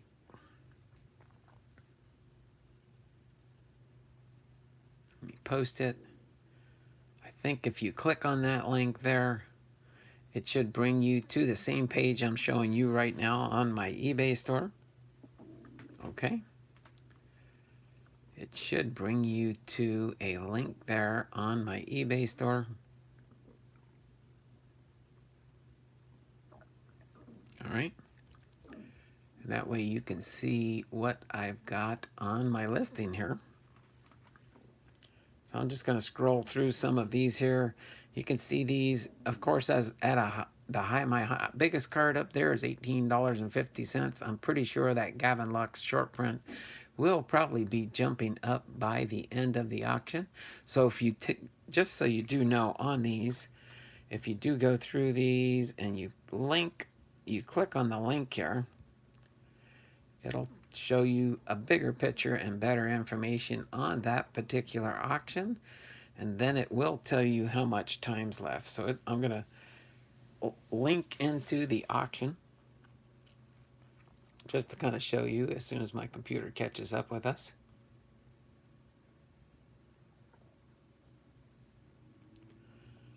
All right, that shows that Gavin Lux variation one.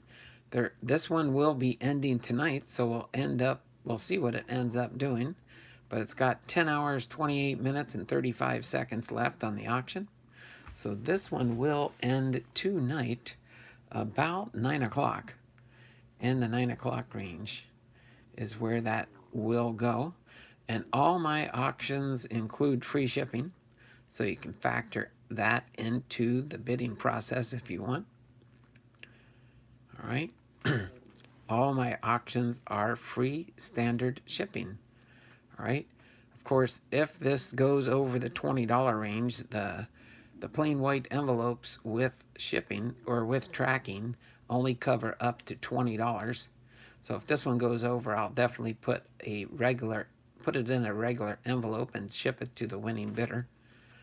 All right, it'll be first class package tracking that way, and it'll probably go in the top loader it's in.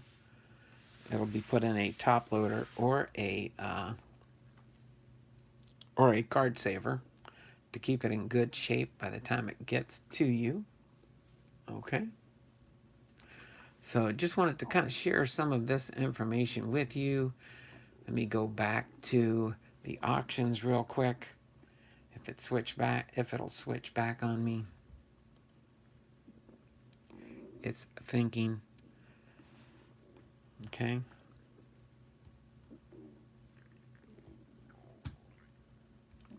My computer is being funny. There it goes. It's probably thinking still to switch it. Okay. Here we go. We've got our list of auctions coming up real quick here. So I'll just scroll through these so you can see I do have 79 auctions currently running. So I think it'll show, I think I've got it set up to show up to 200 items here. Okay. But we'll just go ahead and highlight through these. 7 people watching, 11 thumbs up. Appreciate that. Thummies up, thummies up, thummies up for me. That's my thumb, by the way.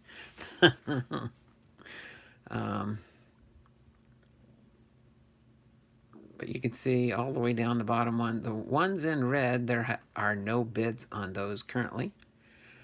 So, yep, I do have 200. So the ones, if they're in green, they do have a bid. But if they're in red, like these ones here, that means nobody's bid on those yet. But pretty much what I do put up on my auctions when I do list them up, they're either short prints, subsets, or serialized cards, something of that nature, just to make them unique. They're not just your common base cards that I put up there, unless they're an older rookie or Hall of Fame rookie or a rookie of a popular player from back in the day. So other than that, who knows, maybe we'll find a Mark Grace up there one of these days on my auction.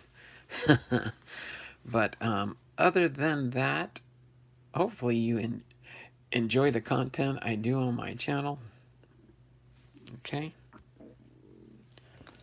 Hopefully you do enjoy what I do and create on a daily basis for you. Tomorrow we'll be doing our next row in searching for the gems. Card searching, looking for Hall of Famers, star players, rookie cards, and things of that nature. If you list any vintage auctions, show front and back of card, not on a stand. People building sets for those. Intel for you.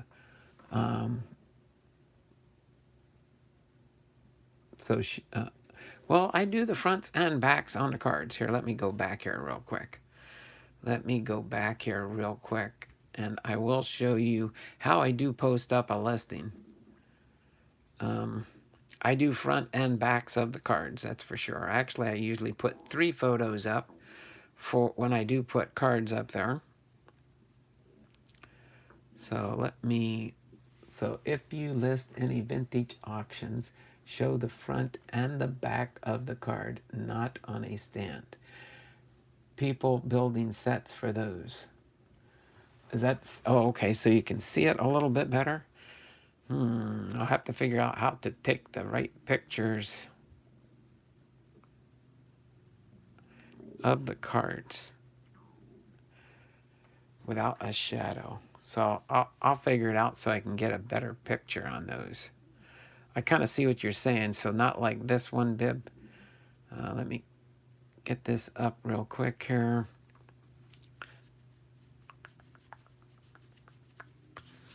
Is that so they can see the whole card, so you're not hiding something on the stand? I'll just have to take a picture downward on the card. I could almost take a picture like this, but that wouldn't be good either. I'll have to get maybe something. I got to get like a card holder display so it can. I'll figure that out. Because pretty much I do like when you do. Let me wait until it. Is that still thinking here?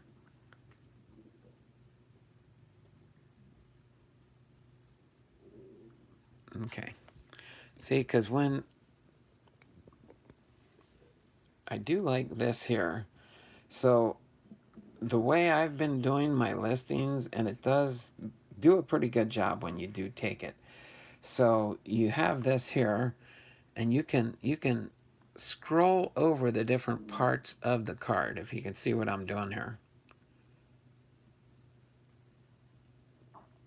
Okay, so everywhere in the picture here you can scroll so they can see the edges. If you can see the edges here, which is, I know what a lot of vintage people look for is the edges if they're looking for a certain quality of the card. But I can see, yeah, where it's cutting off the corners. You can't see the corners and stuff like that.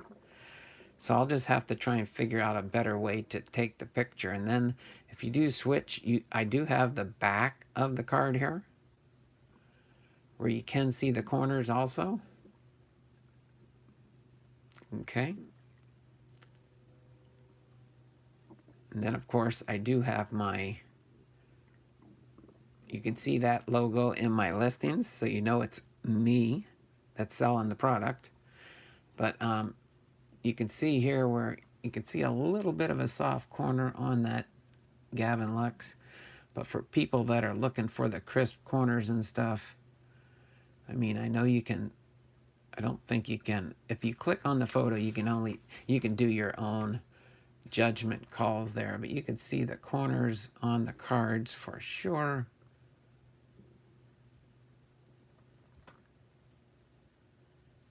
To take a look at it.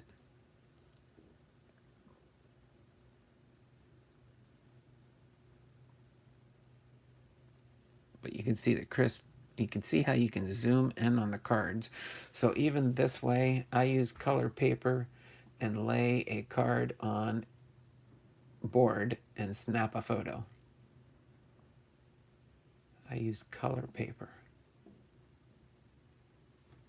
and lay a card on board and snap a photo. Okay. I'll play with that photography type thing when I take pictures with my phone for posting up the vintage cards to get a better, like a better angle or something, that's for sure. Kind of like, yeah, I'll work on that.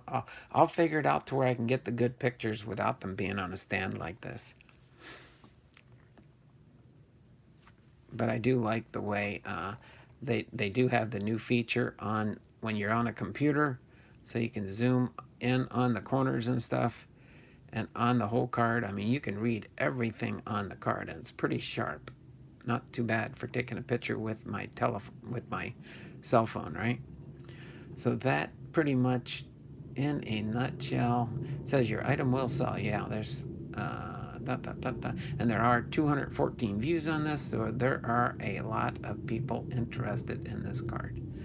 So let me go back on that one. Go back to the screen at hand. Let's zoom back out here. And I am getting pretty close to, actually I think I've got enough time today. I'm going to go ahead and get ready to wrap things up because I got to get my next 25 auctions ready to be listed up. One of these days I'll do a training session on how to list cards on your eBay. But I don't know if anyone would be interested in that. What's usually a good color paper that works best there, Bipster? Any specific color that works best for the for any specific color? Do it. Do it. You want me to one of these days do a show you how you can list things on your eBay page for those that do eBay sales? I could do a training video one of these days on that, because I can do it with my phone, and you could watch me on my phone as I list things up. That's pretty much what I do. I mean, I can go to eBay here. I put all my stuff on, and it's kind of nice. Oops, sorry, sorry about that. Let me go into, there we go, my eBay search. So if we go into search here, actually I can tell you a new thing that you can do on your phone that I just listed myself and found out myself. So let's take, here we go, watch this. I'm going to do this real quick. It's just a short, quick lesson. I don't want to stay on here too much longer. Another 10 minutes, I want to be off my stream. But you can search for anything. You can type in, which I hate typing. But what I found out is really neat now is you can take a picture. You can take a picture on your phone of something you want to sell. Say I want to find this Mark Grace rookie card. Take a picture and eBay will search through your photograph and find the Mark Grace cards. So if you want, look at this person here. They're selling a Mark Grace card for 99 cents plus $4.95 shipping. That's an awful lot to pay for shipping for a 99 cents card. But then I see this one here, they've got $2 plus 4-day shipping. That's probably plain white envelope with tracking. Here you go, $1.25 with shipping. I mean, you can scroll through here. You can find the Mark Grace cards here. Okay, but then all you do is you choose one of these you want to use, and you just click on it. Okay, you can see where it's buy it now. All you do is you scroll down, you go through all this stuff, but you scroll to the bottom here.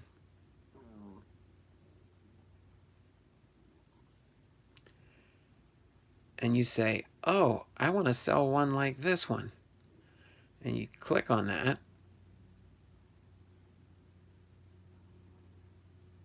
And it's going to bring you to a page where you can list your product right from your phone.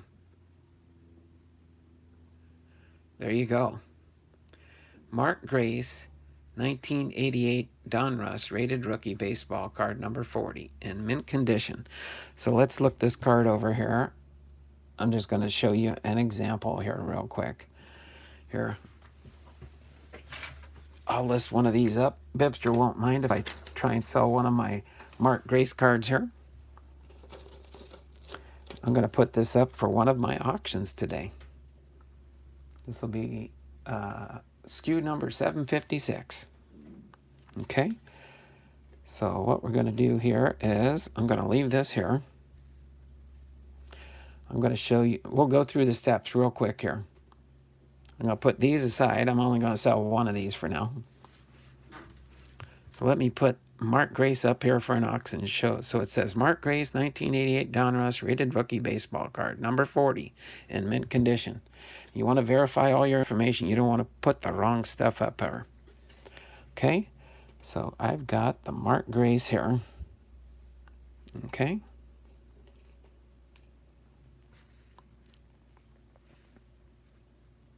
Sell it. I'm back. Sell it.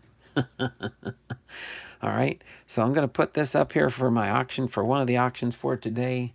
It'll end early next Friday, but that's fine. So you go up here and you take some pictures of it first. Say you want to use your camera. And you go on here and I'm going to take a picture of this one. There's that picture. And then what I do is I turn the card around, because you want to take a picture of the front and the back. Here's Mark Eugene Grace. It's got all his information on the back here. What I usually do on my second picture is, so you know it's my eBay page, I do this guy. For picture 2, you want to do at least 3 pictures. You can do a front and a back, but it's good to have, it's better if you have 3 photos. That's what eBay likes to see. And then you go up here a little bit closer to get all the corners in there, and you take a picture again, and then you say, okay, that's the pictures I want. Then what your phone will do is it'll load that stuff up. Once they're loaded in, you go in to finish up the next parts to your listing. Okay? So now I've got those photos in there for this listing. I say done. Then we go through, if you want, you can do item specifics here. Usually they'll have a lot of the information on here. It'll give you, right now, there's 40,068,042 recent searches for these specifics. So these will have, this is kind of what people look for. It gives you all the information here. But what I do is I enter this here. This is just for my personal reference. I scroll all the way to the bottom and I create a SKU number for this one. Okay? And I keep track of, oh my word, I dropped something, hold on. That's me.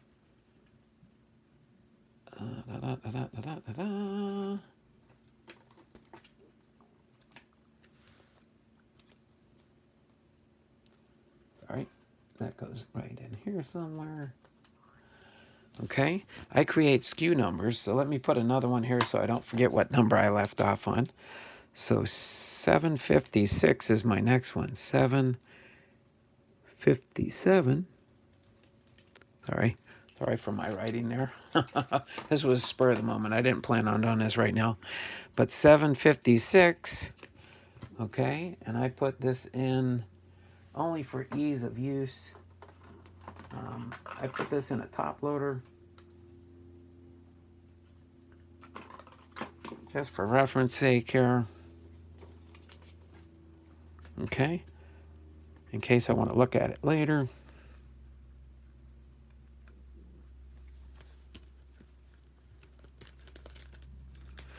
And the reason I do this is that way it ties that listing to everything I've got here. So I put that 756 number on here. Hopefully you can see that. And then I type the number in here. And it does not take you long once you get this down. I'm going to type in 756 for my SKU number. Okay, you can see that there. 756 for my SKU number. Then I say done. It's got the SKU number on there. I say done for that. Then you go back in and then you set up all your parameters. Baseball cards, other. Okay. Now it automatically says start your bidding at $1 and it usually sells for about $1.40. Well, you know what? I like doing 77-cent auctions. So I do my 0.77. All right. Hopefully you guys are following along with what I'm doing here. Then I say done there. I go delivery. I'm going to do first class, but I'm going to do something different, unique here. You set up your,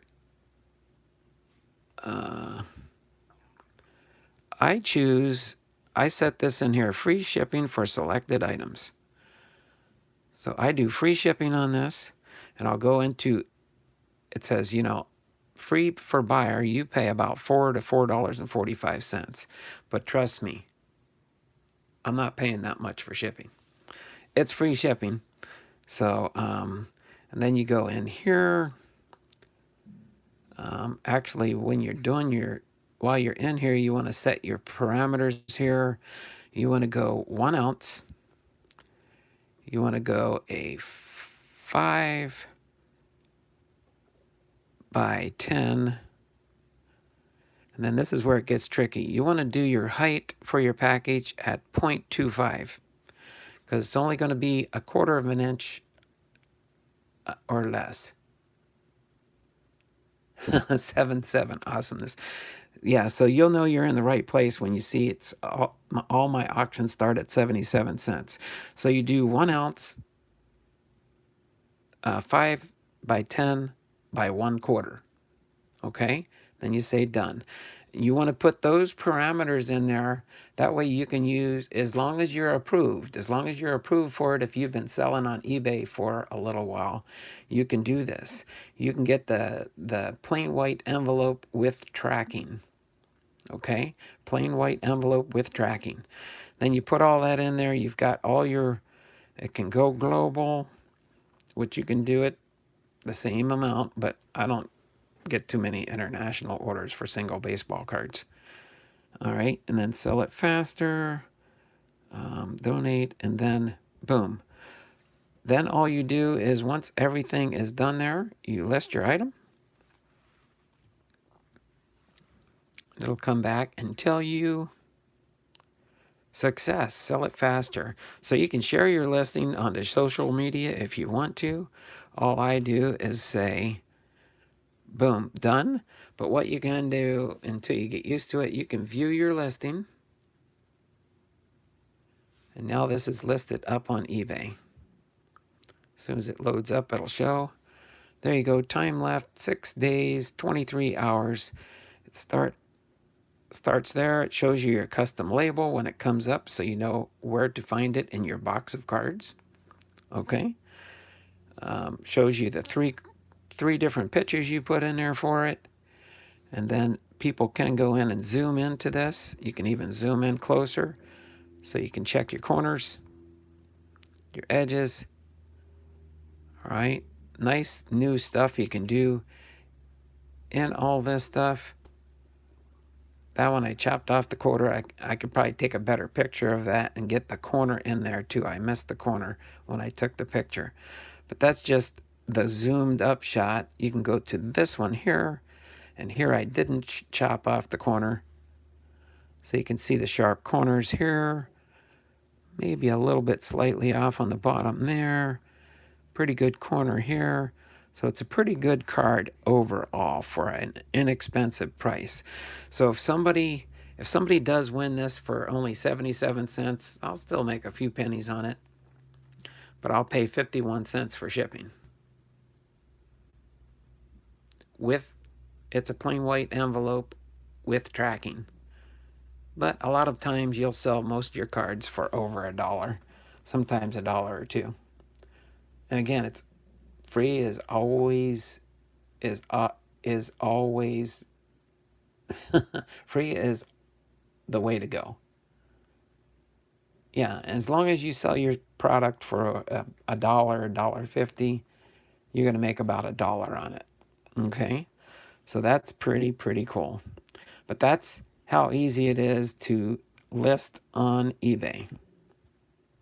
Okay, and then pretty much, boom. This was, and I based it off of somebody's listing that was selling it for $2 with free shipping. And you could do that. Somebody might say, oh, I need that to complete my set, or I want a Mark Grace rookie card. I've been looking for that one for a while. And over time, you'll get things sold. But that's my down and dirty way to list. And this is how I do all my listings. It's a lot quicker than doing it on a computer. You can take a picture, you can take a barcode, whatever you've got. But now they've got it to where when you're listing, you can just take a picture of the card and say that, instead of having to type in 1988 Don Russ Mark Grace rookie card and maybe his card number 40. It's a lot quicker to just take a picture and it finds the card for you. So just thought I would share that with everybody real quick. And now I only have to do 24 more cards for today for my next round of sales. So just wanted to share that with you. Down and dirty listing with Donald Blomdahl. Hey, it's not a secret. It's just a way to do things. Okay? So, boom. That one is now up for sale on eBay. A Mark Grace rated rookie card from 1988. Okay? That's as easy as it was. Of course, it took us a while because I had to walk through the whole process there. But other than that, that's pretty much how you list up on eBay. So I'm going to go ahead and put this here. Put these Seattle Mariners right here to go ahead and end the stream. Let me turn the camera around. Do my signature sign off for today. For our lesson, we got over 2 hours done today. So let me just back up a little bit here. Turn my camera around. You want 100 more graces? That's okay. That, you sent me 4 of those, so you said anytime I send you more than one, you're more than welcome to sell them. So that one. I'll see what a Mark Grace sells for on eBay on my 77-cent auctions. I might just sell it for 77 cents. We don't know for sure. Okay? But other than that,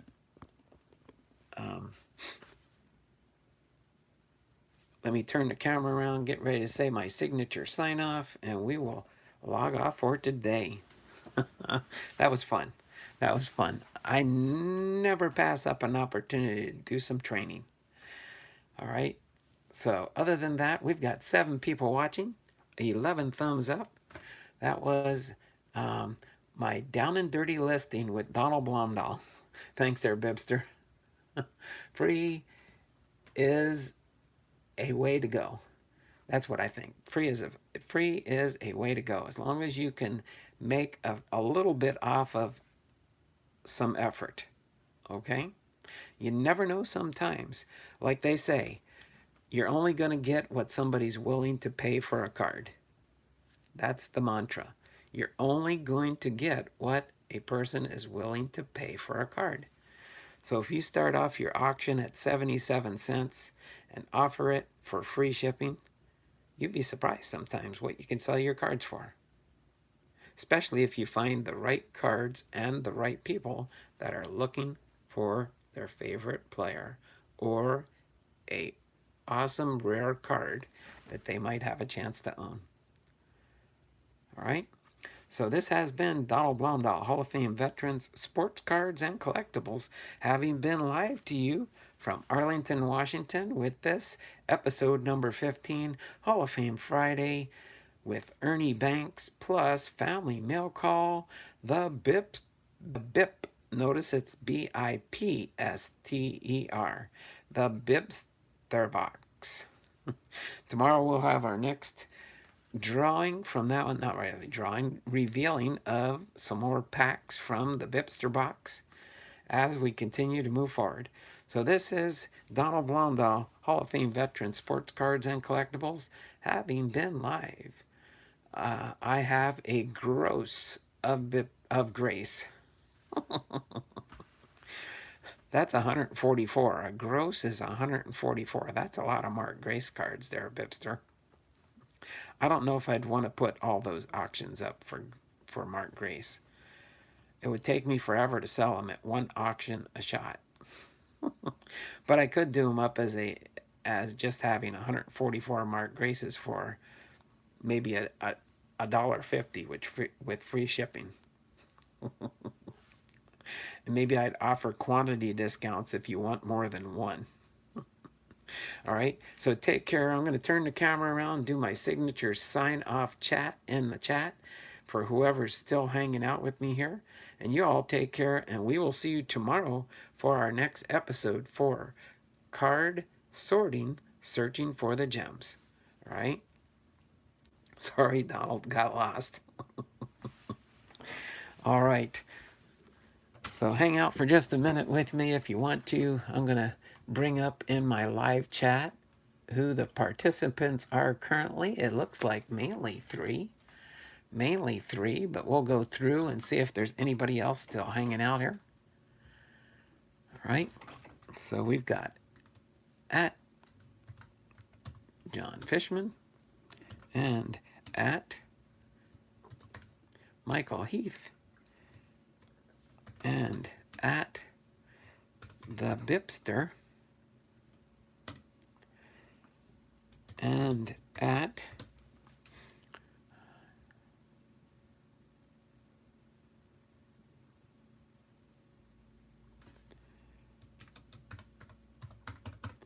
Robert Hone, and at Boomslang,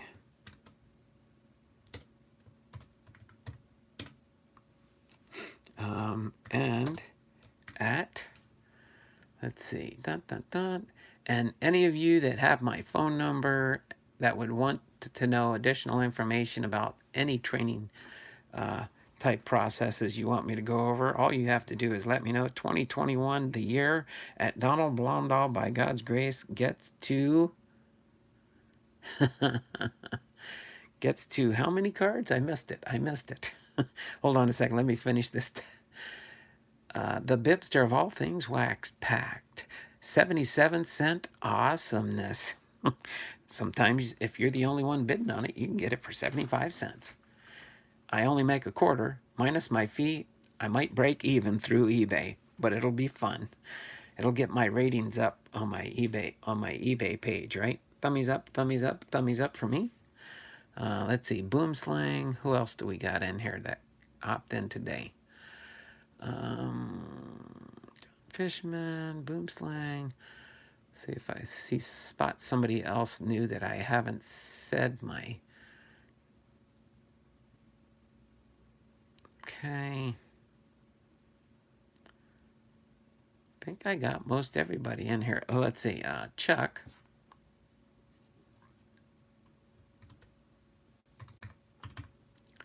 Chuck Dupree sports cards, and at SSP. SSP cards, and at who else? Anyone else?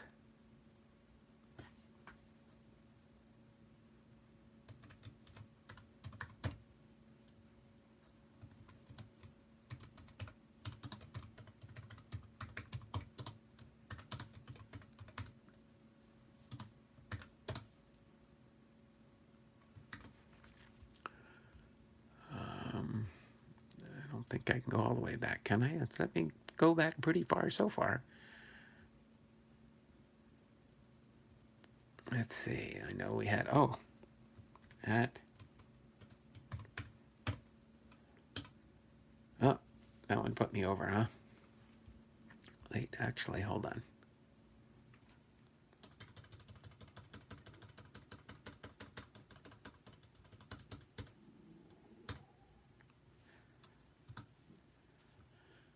Okay. Almost there. And, not that one.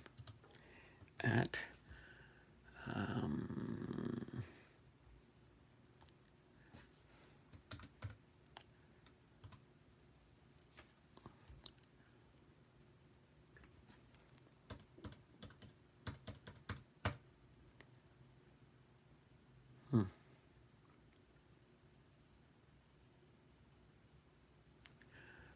hold on a second. I can get a couple more spaces there.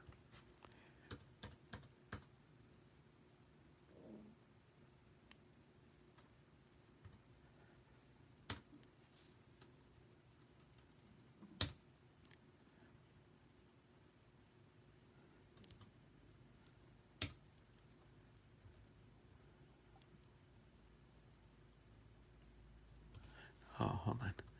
There's an extra one. Oh, sorry. Oh, what the heck? Sorry. Having a technical difficulty here.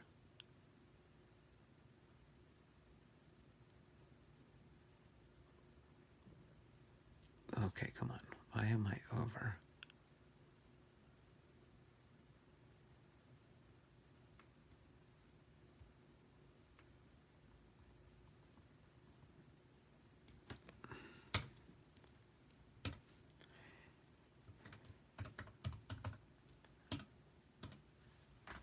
All right.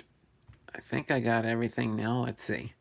At John Fishman, and at Michael Heath, and at Bipster of all things wax packed and packed.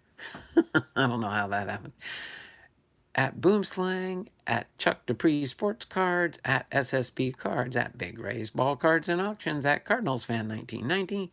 Yes, 3,091 Fleer could power a small village with all of those UV rays. And at Robert Hone. I want an etch and sketch, a sketch and etch, an etch and sketch. Why, are you going to use it to do something on your YouTube channel there, Bipster? You need an etch-a-sketch? Oh, boy. We have fun in the channel sometimes. That's what makes our card community so fun. Why? Because I do. Awesome. So let me turn on the 8mm look for our Throwback Thursday. That'll start in March. A little preview action here of our all that sweetness in the channel. 6 watching, 11 thumbs up. Awesomeness, awesomeness. We are at 12:15. My word, we're having so much fun. We're losing track of time here. We're losing track of time here. So I will get my next group of auctions ready. I will file these away where they need to go. And then we will get ready to rock and roll in the neighborhood. Let me refresh my chat real quick here.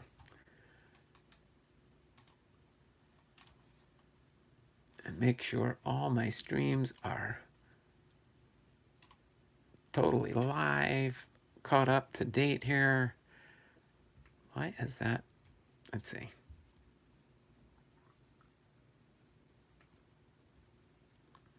I think we're pretty much up to date. So you all take care. Have a wonderful and blessed day today. Don't forget, as far as I know, Kevin should be live this afternoon about 3 p.m. for his stream. I haven't heard anything new on Ethan's Elvis Covers and More.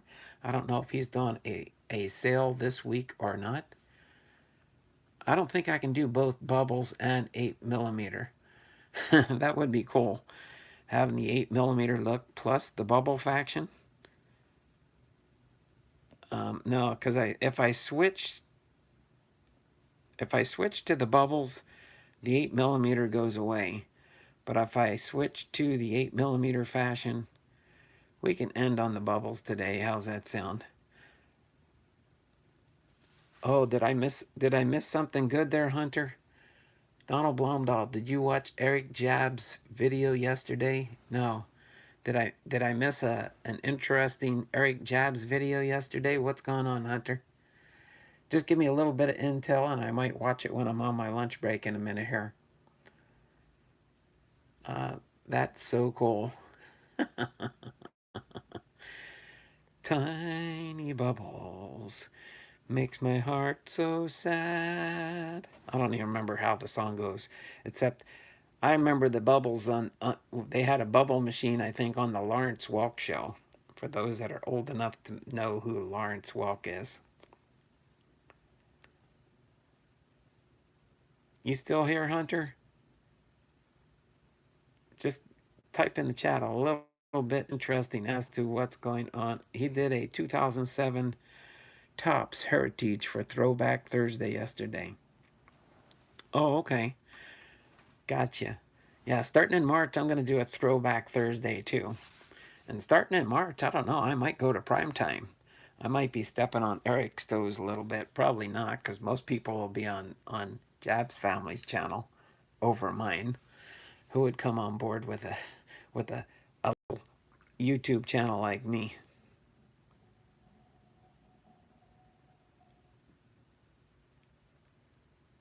All right. Who is Welk? Lawrence Welk? You never heard of Lawrence Welk? I know Bipsters knows exactly what I'm talking about. No jabs for me. All right. So I'm going to go ahead and finish up today. Probably about one more minute. Let me switch back to 8mm for a little bit here. Again, this is my This is going to be how I'm going to do my Throwback Thursday streams. I'm going to do my Throwback Thursdays this way. Could do it like, when I do my biographies, I could do it like in a biography mode. Or I could go to sketch mode. How's sketch mode look? That's pretty cool. A different way to end for sure.